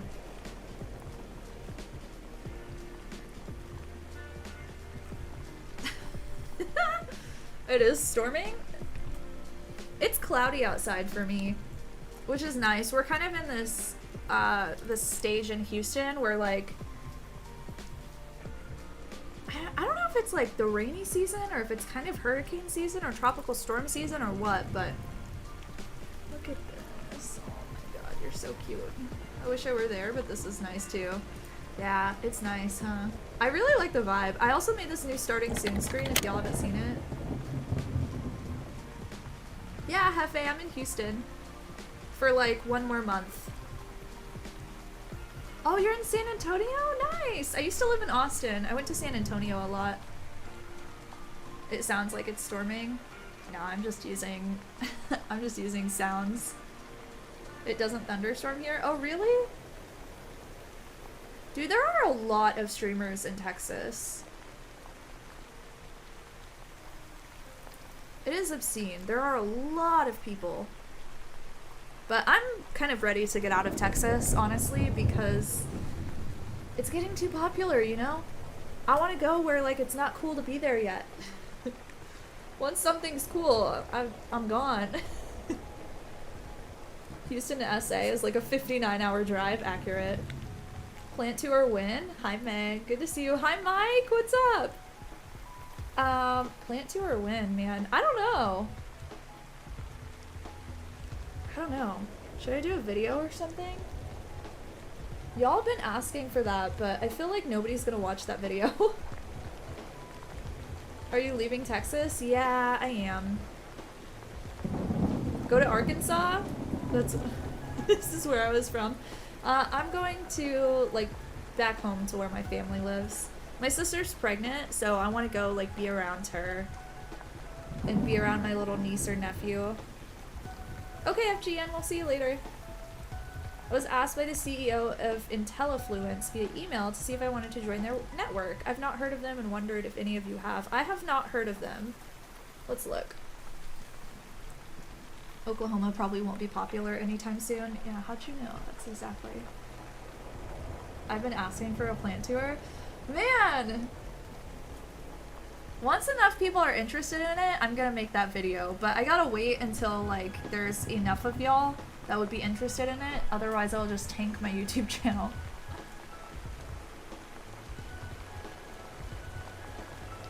Okay, IntelliFluence, let's see.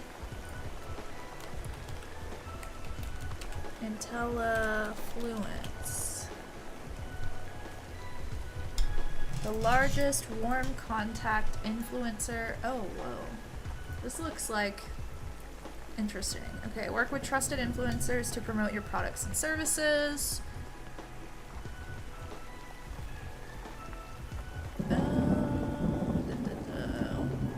Real influencers. We're the largest warm influencer marketing network in the world. Every influencer joined on their own.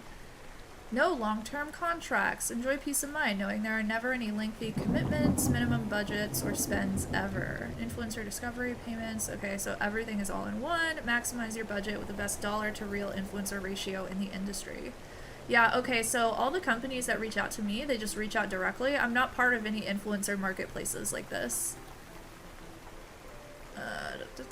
Promote your product or service, which are soon to be your customers. A powerful end-to-end influencer marketing platform. It was the way IntelliFluence built trust. They took the time to know our brand and they used that knowledge to connect us to hundreds of influencers. Chrissy's knee-high socks. Forbes, Chicago Tribune, Buffer, Entrepreneur. This is okay. So they've got some credibility. It seems legit. Influencers. Get free product or cash for your reviews. Ooh, girl, damn that hair. God, I wish mine was that long. I would love to be able to do that with it.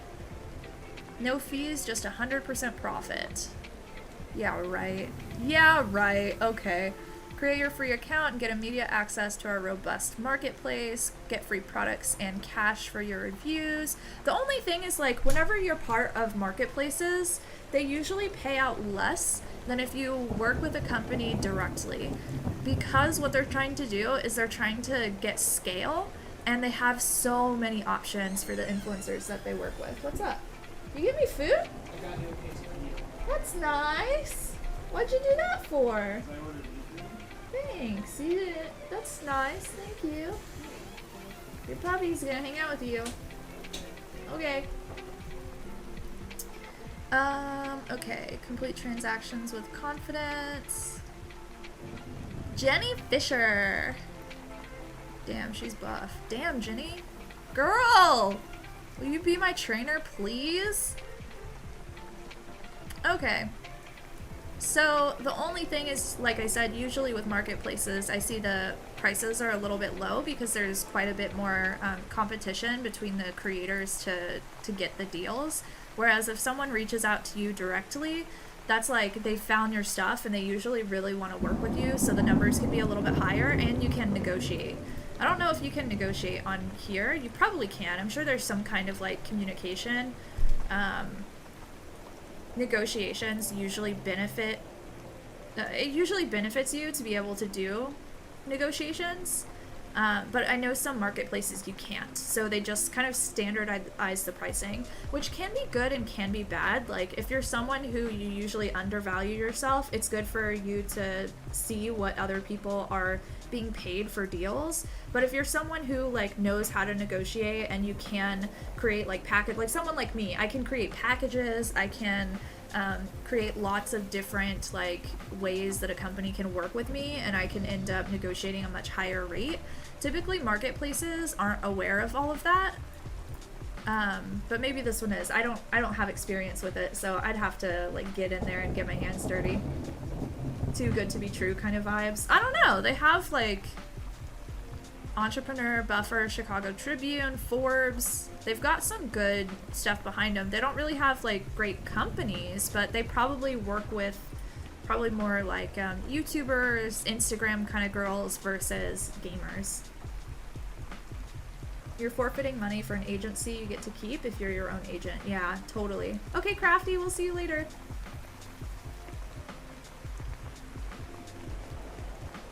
I've heard creators talking about the death of influencer culture, and it's more about content creators now. Oh, totally, Quirky. Oh, yeah. Oh, yeah. Yeah, this idea of, like, I'm an influencer. No, no, no, no, my friend. Oh, no, no, no, no. No. Because content creators are, like... There's just so many places that you can create now. And there's a lot of competition, lots of people who want to become like influential, that just having a good message or like having a really genuine voice that resonates with a lot of people isn't enough. You like need that, but you also need to know how to communicate. You need to know how to inspire people to believe in you. You need to know how to grow an audience. You need to know how to create content, like all that stuff. Aw, thanks MLG. Feels almost too legit. Oh, nice, Mike. Congrats. Yeah, I need to upgrade some stuff in my computer, too. There's 3 Texas streamers for every Washington streamer. I would love to live in Washington. Oh, I used to have chili plants, Crafty. Mine all died. I don't know if I just didn't water them enough or what. Houseplants are really trendy right now. Oh, that's a good point. Yeah. What's up, Clever Dingbat? How you doing, friend? Content creators are totally influential. Mm-hmm. Yeah, of course, Chip. They are your agent. What's up, Phalanx? Good to see ya. The term influencer doesn't actually denote anything. So true. People now want true life that some content creators give. Oh my god, yes. Yeah, Jay Feeney. I'm personally, like, really tired of this idea that, like, I don't know, this like aspirational, beautiful lifestyle kind of content that people were creating for a long time, especially Instagram, where like everybody was like had the perfect body and they were like going out and getting coffee with their friends all the time and brunch and like they had the dog and the baby and the just that perfect life that everybody tries to show. Like, I don't care about that anymore. I love beautiful pictures for sure, but I want to see like I want to see your kid like shitting on themselves. I want to see your dog throwing up. Like, I want to see the real stuff, you know? And I want people who are like relatable and I feel like are actually real people. That's what I care to watch now. And I know a lot of people are switching over to that as well. Have you seen Amaranth got demonetized? Yes, yes, I heard about that. That is super scary. I'm not crazy about it. Are those plants all real? I drowned all mine, about to cave and buy fake ones. Yeah, they're all real. I take care of my plants like every morning. That's part of my morning routine. My perfect morning routine. Should I make a video? Especially the suburbs of Seattle. I would love to live in Washington. Yeah, that was kind of the dream, honestly, but it's so expensive there. I don't know how y'all afford it. It was like, I was looking for houses. The house that we have here now would be like $3 grand in Seattle. Hi, Ezo, how are you doing? Oh my god. Dingbat, yes. Yes, I want to have like a cabin up in Washington someday. Ooh, Lance, that would be fun. Oh my god, the food in Seattle is insane too. So insane. Ashley morning routine. But it's relatable, right? So like I get up and I just like wipe the crusties off of my mouth. Wipe the crunchies out of my eyes. Put clothes on. I'm like nude. Pick up the dog shit off the floor. Go downstairs and make a cup of coffee, but put it in an old cup that I rinsed out in my sink that's broken. This is all true. Oh man. Move there, I can pop over for lunch. That would be awesome. You should, Phalanx, try it out. There's no reason for you not to. Suburbs are where it's at. Nice. Don't y'all have like a really crazy fault line though? I looked that up and I was like, that's horrifying. Y'all are on the verge of having like an insane earthquake. But the ads revenue isn't great on Twitch, right? Her main income comes from subs and donations. Yeah, but it's like, but it's still like content creators need as many sources of revenue as they can get, and even though the ads revenue is still a small percentage of what she makes, her ability to make money from ads is huge because her audience is so huge. So she is like, percentage of her monthly income, it's a small percentage, but it's still, you know, it could be thousands of dollars because of how large of a creator she is. But I think the scarier part is the like the idea that Twitch can just randomly decide who is and who isn't brand friendly. Like they could just drop that on all of these like problematic streamers someday. Or they could just decide one day that like everybody's yelling at me about stream coaching, so all of a sudden like Ashney gets completely demonetized. Like that is crazy. That is crazy. Twitch could just make that decision for people and they can completely, it's almost like, it's weird because you join the platform and you've entered into a relationship with this platform. The platform's job is to give you ways to monetize your audience and ways to deliver your content.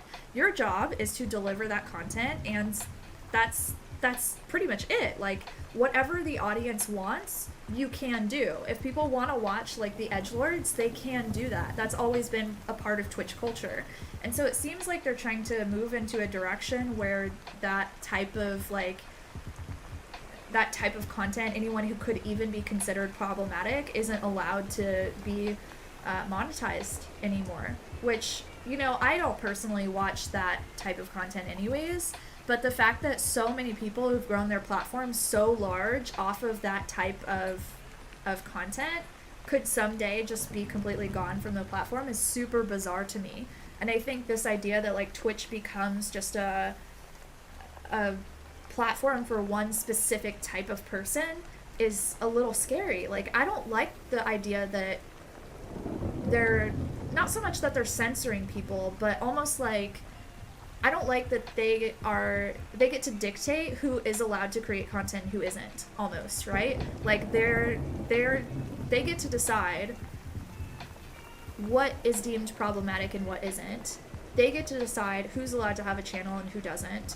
And that makes me a little bit uncomfortable because I'm pretty untrustworthy of all of the like large platforms and like government and stuff in general. I don't think that most platforms have their creators like best interest at heart. I think they're really in it for themselves.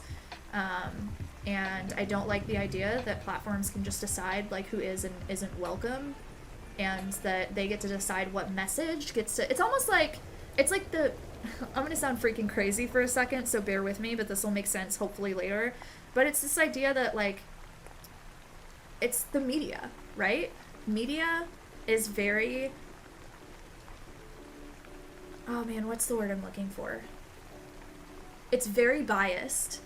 And it's tough to see the bias whenever you agree with what they're saying, but every single, let's say, news network, for example, is biased. Like, every single one. It's very, very rare that you'll find one that's completely unbiased. And even then, I think Newsweek tried to do that, but, like, they're not even getting very good ratings because they're unbiased. Like, nobody wants to watch that. They want the bias. It's crazy. And so, this idea that, like, a media leader can pick and choose which messages are allowed to exist is just a form of like manipulation for people. Like we're so easily manipulated by like Fox, CNN, MSNBC, all these guys constantly, and they're not just doing it on their news, they're doing it on their social media too. There's freaking so many people who throw out misinformation all the time. And if we do this on Twitch as well, that freaks me out. The idea that like every platform is gonna have this problem someday freaks me out, man. Like platforms get to decide the messages that exist, right? Hopefully that like wrapped up that thought a little bit for y'all. It's crazy to me. It's also a form of censorship. Yeah. Amazon tries to push their good image to Twitch to make Twitch the new TV. Of course they would. They would, Tess. There was a moment a few weeks ago that scared me because all my VODs and highlights were gone overnight. No freaking thank you, man. No freaking thank you. That freaks me out. And any of us, like, this is why I constantly talk about diversification. Sorry, buddy. We're gonna go down here. Ooh, you're hurting my knee. This is why I talk about diversification so much and how important it is, because I think as time goes on, more and more platforms could start taking power away from creators and deciding what messages are allowed to exist and what aren't. And especially in like a politically divisive climate like this, that's really bad. That's really, really harmful. We should want less misinformation, not feel like we all have to fit within this specific category of belief systems and, you know, all that in order to be part of the platform. But then again, platforms are private companies, so like they do get to make that decision, and by participating, we kind of give our like check that we're okay with that. But I don't think that we should. I don't know. There's definitely a lot more nuance to this conversation, and it's kind of like the overarching, you know, where does social media fit, and how responsible are platforms for the harassment that goes on the platforms, how responsible are platforms for what their users do and say. And that's a developing conversation, but it's definitely one that I think we should all be paying attention to as creators ourselves. Hi Mepic, how are you doing? It's more the doing of Amazon demanding Twitch to hit the revenue targets. Interesting. Oh, totally, Smoking. Yeah, this is why, like, I talk about email lists so much, because it's literally the only way that you can 100% own your connection with your audience. Like, you don't own the connection that you have through any social media platform. You don't own your connection from YouTube, from Twitch, from TikTok, from Twitter, from Instagram, from any platform. Any of them could decide all of a sudden that you're gone at any time. So it's really important that you maintain a connection with people that is... I keep forgetting my words today and it's driving me crazy. Agnostic. Platform agnosticism is usually what I try to encourage y'all to think about. I'm doing good, Mepic. We're hanging out. Twitter has finally created a solid application to get I know, yeah. Arctic Skyfox sent me that earlier today. It's pretty freaking hype. Twitch hasn't met their ads goal, so this might be the beginning of something more coming down the pipeline. That would not surprise me, 2ton. Them deciding, like, who is and isn't brand safe. Man, I don't know, dude. It's a little freaky.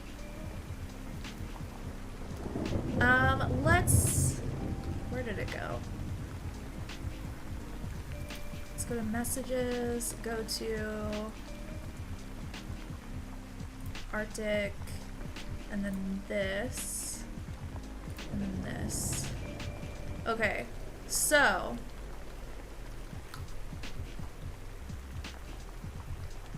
alright, here is the announcement from Twitter about the new verification process. So it says, "Dear, can you verify me?" Save your tweets and DMs. There's a new official way to apply for a blue badge rolling out over the next few weeks. You can now submit an application to request verification in-app right from your account settings. Your verified blue badge source. And that's just a graphic, but it's a pretty nice graphic, huh? Once you've opened the application link under verified in your account settings, tell us which eligible category matches your account, choose how you'd like us to confirm your identity, submit the request, and we'll let you know when you can expect a decision. Check out more on our improved verification policy, the lowdown on the new application, and what we're working on next. And if you're planning to apply, follow this thread for what you need to know about our eligibility criteria. To qualify for a blue badge, your account must be authentic, notable, and active. We have notability criteria for these categories: government, companies, brands, and organizations, news organizations and journalists, entertainment, sports and gaming, activists, organizers, and other influential individuals. So y'all will all probably fit into the last three. Your account has to be active and complete too, which if y'all don't have this stuff set up, I'm gonna smack you in the face. The account has a profile name and image. You've logged into it in the last 6 months. The account has a confirmed email address or phone number, no 12-hour or 7-day lockouts for violating our rules in the past 12 months. Accounts not eligible: parody, newsfeed, commentary, and unofficial fan accounts, pets and fictional characters, accounts associated with coordinated harmful activity or hateful content, accounts that have violated our platform manipulation and spam policy. For the full rundown of our verification policy and details on what makes an account notable and active and what makes an account ineligible for a blue badge, you can go to this thing. So let's look at these links. Relaunching verification. Oh freaking boy, let's do this, baby. We're excited to share that starting today, we'll begin rolling out our new verification process. Over the past few months, we've been working to bring clarity to the verification criteria and launched a new policy shaped by public feedback, which they've linked to both of these, which is pretty interesting. We also started enforcing that policy by automatically removing the verified badge from accounts that no longer meet the updated criteria for verification, such as those that are inactive or incomplete. We're grateful for all who participated, blah, blah, blah. What it means to be verified on Twitter. The blue badge is one of the ways we help people distinguish the authenticity of accounts that are of high public interest. It gives people on Twitter more context about who they're having conversations with so they can determine if it's trustworthy, which our research has shown leads to healthier, more informed conversations. With today's application launch, we're also introducing new guidelines for verified accounts. These verification guidelines are intended to encourage healthy conversations for the betterment of the Twitter community overall. They follow the philosophy to lead by example, tweet others how they want to be tweeted. That's so cute. And serve the public conversation authentically, respectfully, and with consideration. As always, all accounts, including verified accounts, must follow the rules. And as we previously shared, verified accounts that repeatedly violate the rules are subject to having the blue badge removed. Good. Good. That's so smart. Who's eligible? Okay, well, we went through all of these already. In addition to the category-specific eligibility criteria outlined, your account must be complete. We did that. How can you apply to get verified? Everyone on Twitter will start to see the new verification application directly in the account settings tab. If you don't see this update immediately today, don't worry. We're gradually rolling it out to everyone to ensure that we can review applications in a timely manner. Let's see if we have it. We go to, I'm gonna assume it's just like more. Okay, it doesn't say verified there.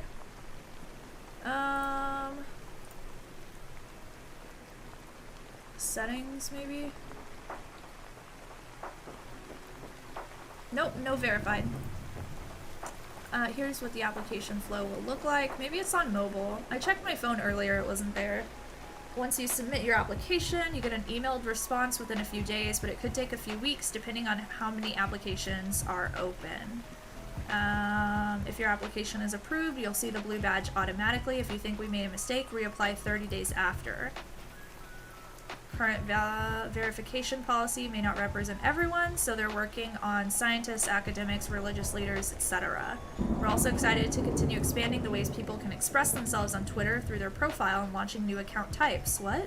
Since our last update, we've been doing ongoing research on automated accounts and plan to introduce a way to denote this account type in the next few months with memorialized accounts to follow. Oh, we're also exploring improvements to the Twitter profile to allow people to better express themselves, such as through an about page.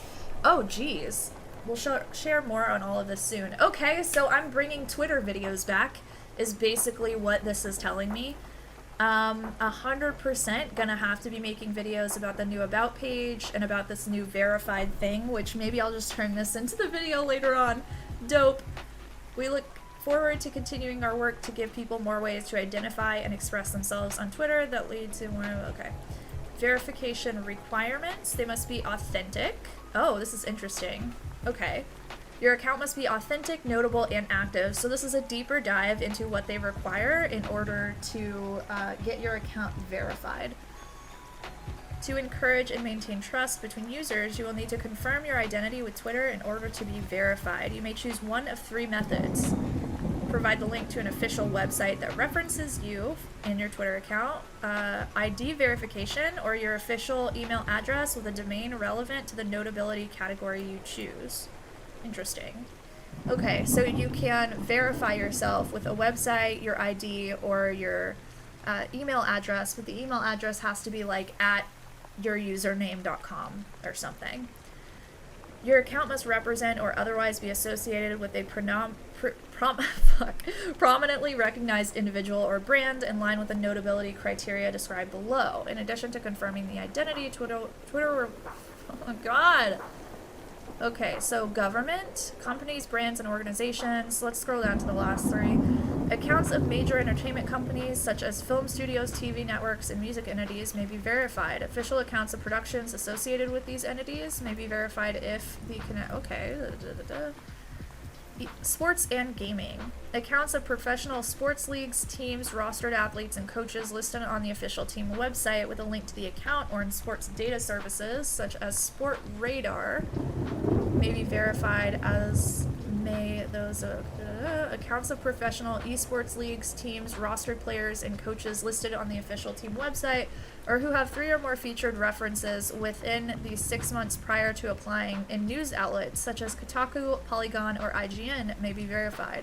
Official accounts for game titles and related accounts may also be verified. Okay, so 3 or more featured references within 6 months prior to applying. So basically you have to have articles written, which this is the same as before, they just are officially saying this.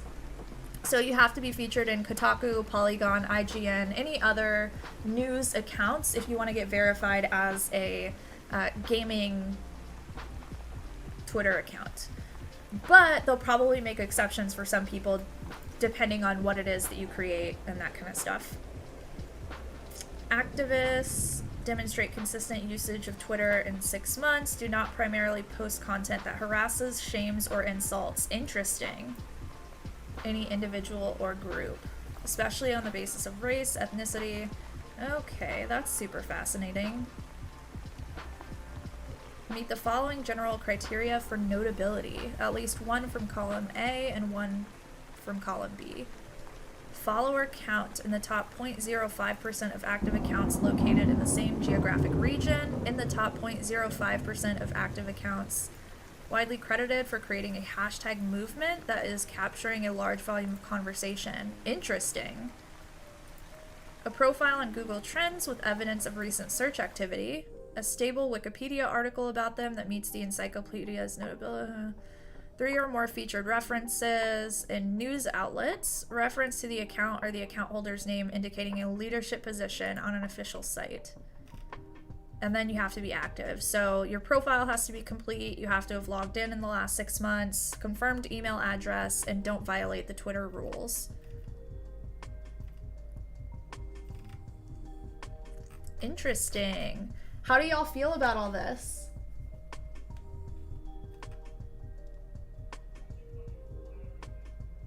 Now watch as many people get unverified for saying stuff about white people. That's super interesting that they put shaming here, because I do personally feel that a lot of like political content right now does shame specific groups of people, whether it's like they're shaming like LGBTQ people, or they're shaming POC, or they're shaming white people, or they're shaming cis dudes. Like there's a lot of this is very common right now. So I'm not sure if people are going to like have to reel back on using shame as a social justice tool. Or I guess not a social justice tool, more like a political tool. What's up, Dollar Yen? How's it going? I do believe one can criticize without shaming. Totally.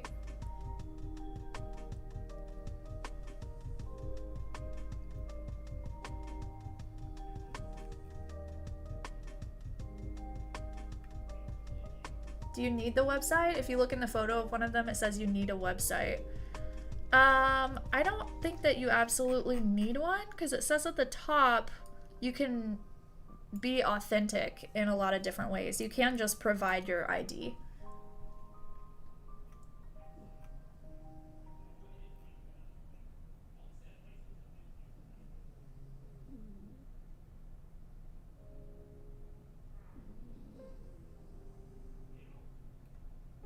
Interesting, Gamester. That's fascinating. At least gives you goals to work towards. Yeah, basically like letting people know how to do it, I think is really important.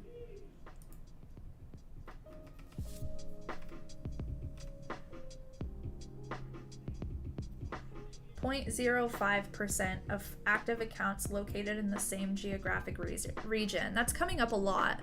So how do you know if you're in that top 0.05%?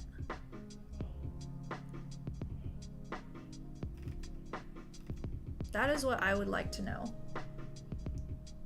How would this affect you if you're in the process of rebranding? I mean, it's not going to affect you at all. Because it, like, you're going to rebrand and then later on you'll get verified more than likely. Watch people hire PRs now? Yeah. I mean, the thing is, like, there's, what is that? Help a reporter out? Help a reporter, Haro?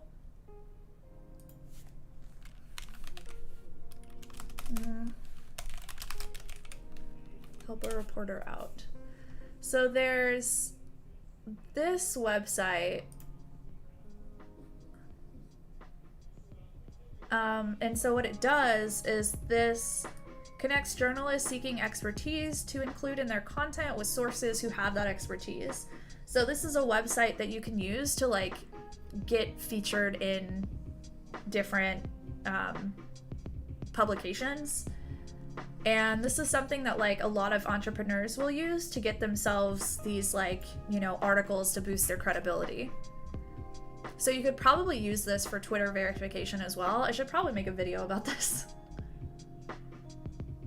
Or do like my own experiment with it and see if I can use this website enough to get verified. What's up, Relia? How's it going? Can you check that via the Twitter analytics page? That's a good question.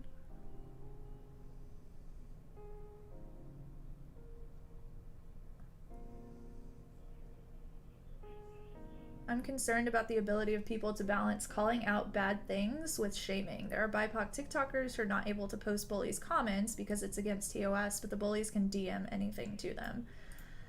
Yeah. It's definitely hard to balance all of that. It kind of comes with like being a content creator, I feel. Like, as a content creator, you're a community leader. You're not allowed to get like pissed off. You're not allowed to send your community after other people. You're not allowed to, like, this is kind of a frustration with this job, y'all, is that like you very much have to be the bigger person constantly. And whenever you stop being the bigger person, you become less socially valuable. If you like if somebody hurts you in this community as a content creator, if you continue to talk about it, it lowers your social, like, not like status, but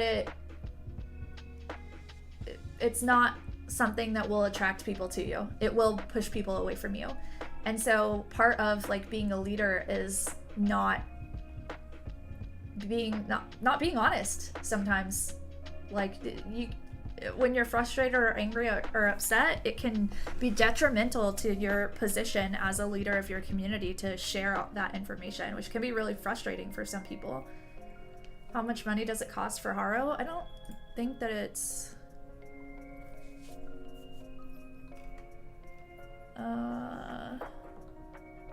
Okay, so there's a basic plan and then there's like a premium. Our monthly paid subscriptions don't lock you into a contract. Keyword alerts, text alerts, search online. Oh, okay. Media opportunities delivered to your inbox 3 times a day. So the free one is like that. The standard is this $19. Sift through all. Get alerts when the Haro editorial team approves an opportunity. Extra lead time allows you to craft the perfect pitch before anyone else. Interesting. Yeah, a big part of this too is your ability to pitch companies. So knowing what your expertise is and being able to tell them why you are valuable for their story is super important. Usually whenever I get into articles, it's because somebody forwards me another person who's looking for somebody to talk about Twitch. And so it's a really indirect way of getting in articles like this. But this is like, if you don't have those connections or you don't want to wait or you want to be in more control of your success, this is just better.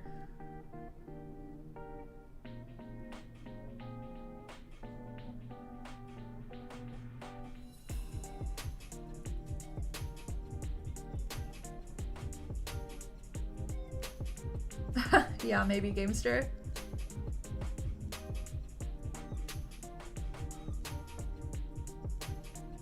So is that kind of like paying for the it's not what you know, it's who you know kind of deal? I guess a little bit, but it's not so much that, it's more like you're a legitimate resource. It's not just paying for connections, it's paying to be a resource to companies or to publications.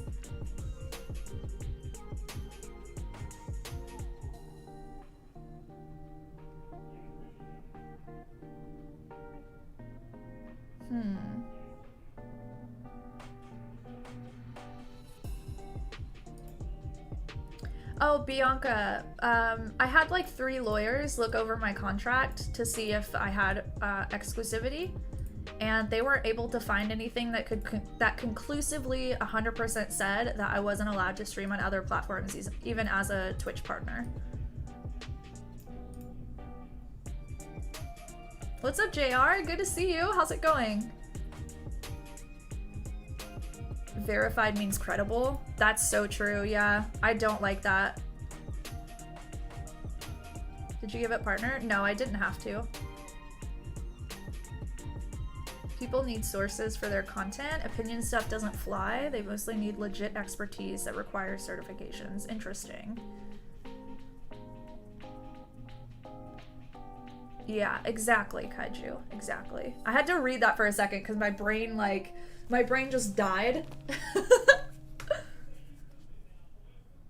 But there are times when they might want to talk to female streamers or POC involved in game dev, etc. Exactly.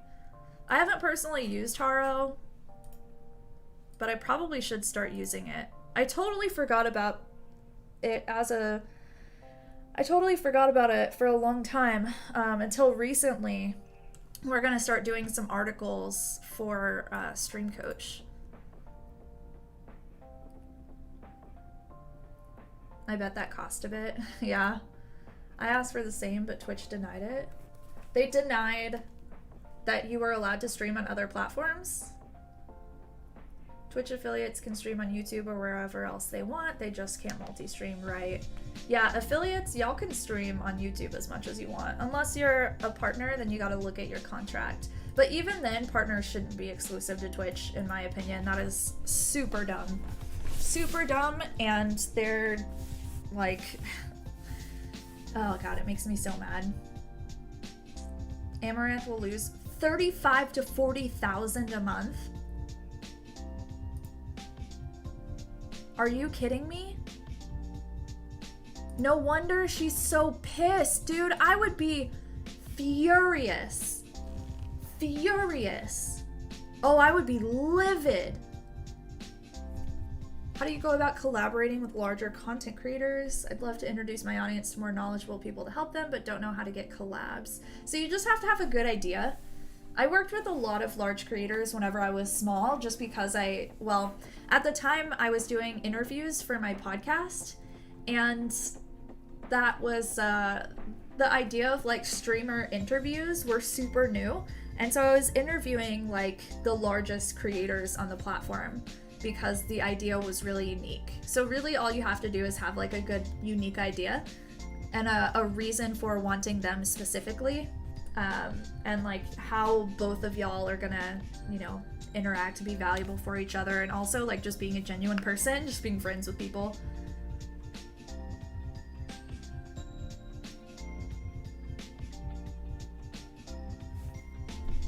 Yeah, Beard. Man.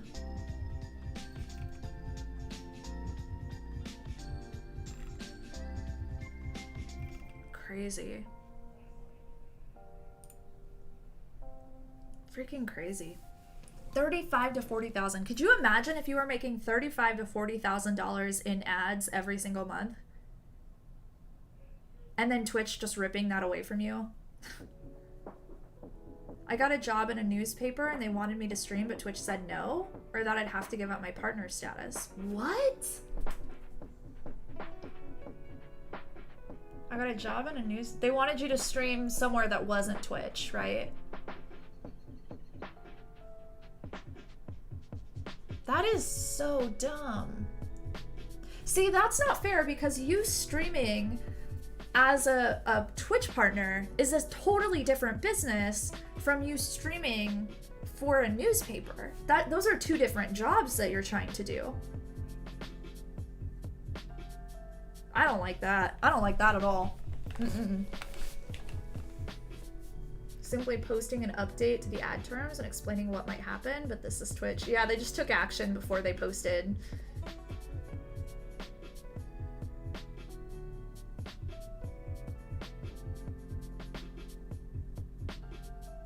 On YouTube, biggest newspaper in my country as well, so I explained how much value that could bring to my Twitch.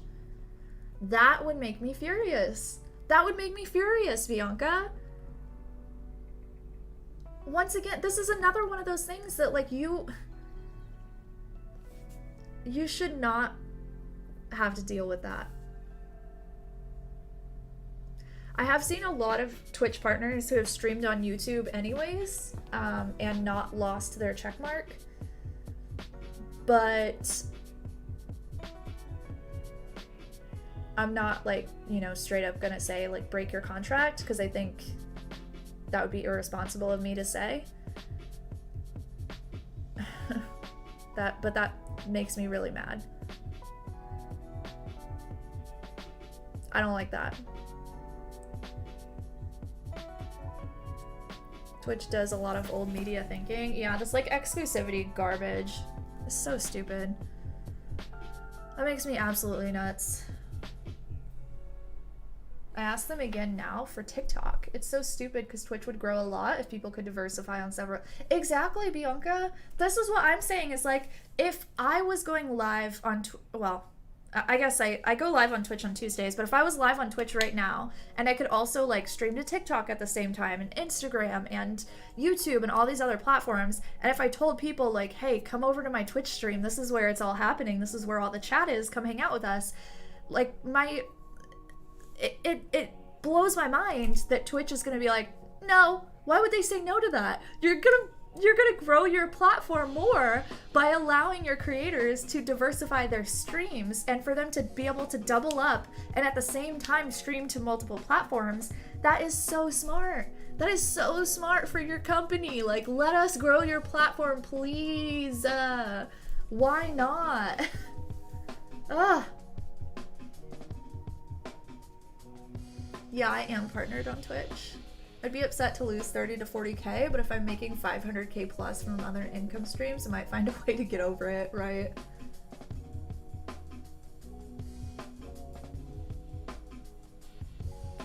Right, smoking beard. Is that not the same for partner? It depends on the contract. Everybody's contract is different.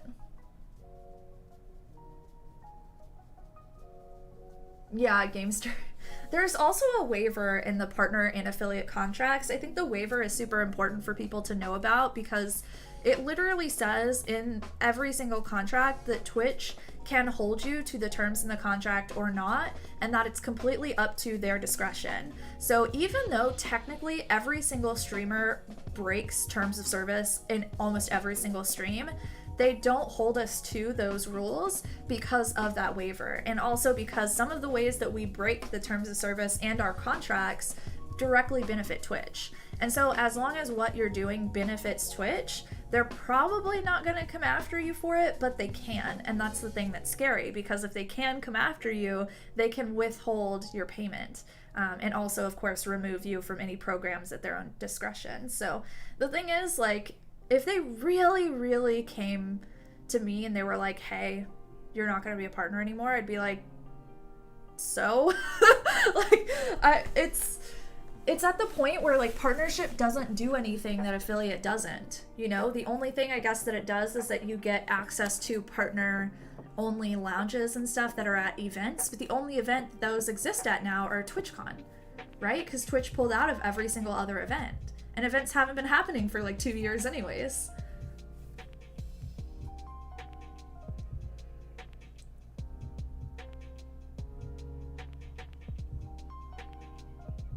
Yeah, totally, Bianca.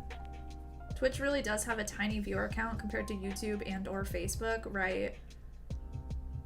Copywritten music was never allowed, but they never really did anything until last year. Oh, dude, they're notoriously terrible for having their ducks in a row. Partner almost isn't worth it anymore due to the exclusivity. Bianca, I agree with you. I actually completely agree with you. There's a reason that, like, even what was it, Nadeshot recently, he wanted, so Nadeshot streams on YouTube, right? Courage streams on YouTube, Valkyrie streams on YouTube, all the 100 Thieves people I believe stream on YouTube, but Nadeshot still had his Twitch partnership, and he wanted to, like, multi-stream an event that they were doing, and so he emailed Twitch, and Twitch was like, nah, and so he removed his Twitch partnership, because why not? Like, why would he keep it at that point? You know? It doesn't make any sense, and I really think more people, more partners are gonna start backing out of their partnership because it's so not worth it.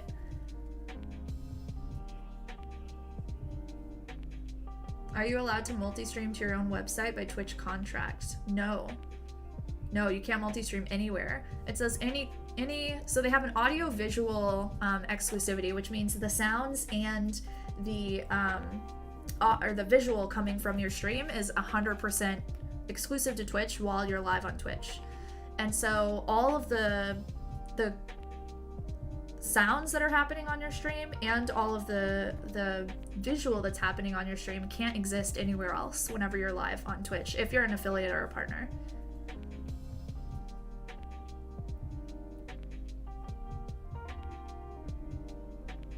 Oh yeah, FGN, I totally agree. Partner does also give you status, so you can get attention from certain people that ignored you. I would argue that it's not the checkmark that does that. It's the audience that you develop that does that. It's your ability to, like, show people that you should be taken seriously and that you are credible because of how much you stick with what you do. And that you sticking with a thing and growing an audience,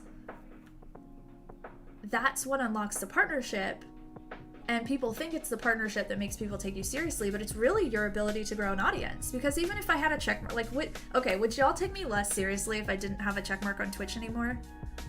No. No, not at all, right? Because you know that check mark doesn't change any of the information that I give you, anything that I do for y'all, or the connection that we all have. That check mark has almost nothing to do with you being able to be a successful creator.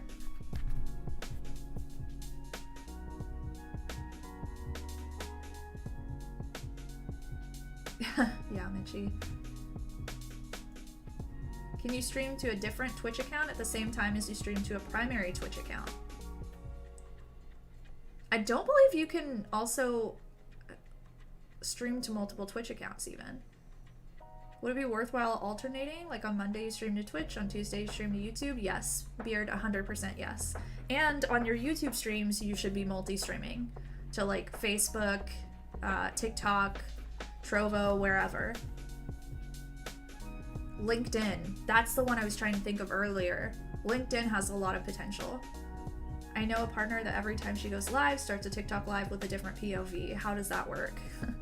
Yeah, so a lot of TikTok creators will do that because they'll push people from their TikTok to come into their Twitch stream. But technically when they're doing that, they're breaking the audio-visual exclusivity that Twitch has. Technically they are. But is Twitch going to come after them? Probably not. There's so many of them, it's going to be really difficult for them to figure out who exactly is doing it. And ultimately it does grow Twitch because it's bringing people from TikTok over to Twitch. So Twitch at some point could come after them, but they're not going to, at least not for a while.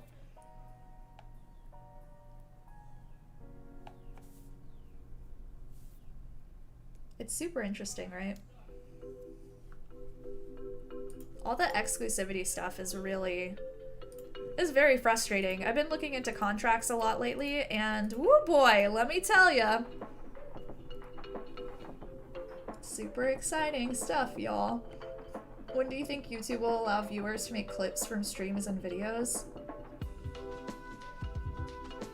God, I don't know.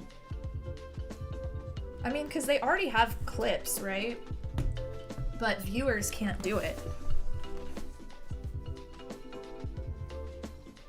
I wonder what that technology would look like. I have no idea, dude. Probably within the next year or so. Why wouldn't they want to take every feature that Twitch has? It's nuts how much Twitch has changed from what it started as, I know. It's crazy to see the evolution of the platform. Like, I don't even... They've grown so much. It's crazy. Absolutely crazy. It's a feature in beta? Oh, cool! Okay.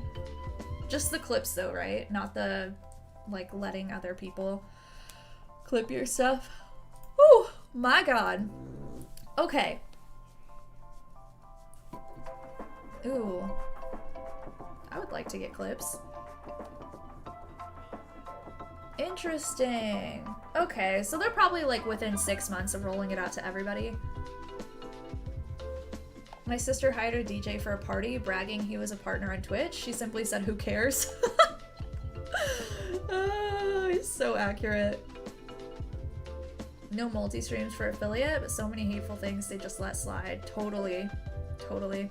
Okay, y'all, I'm gonna end the stream for the day because my partner brought me a quesadilla and I really want to eat it and then get back to work. So we're gonna end it here, but if y'all pretty please could make sure you like this video before it ends, and also if you could do me a favor and comment on it after the stream ends. This will turn into just a regular video. If you comment on it, it helps more people find it and see it and, you know, get help from us and grow our channel and stuff.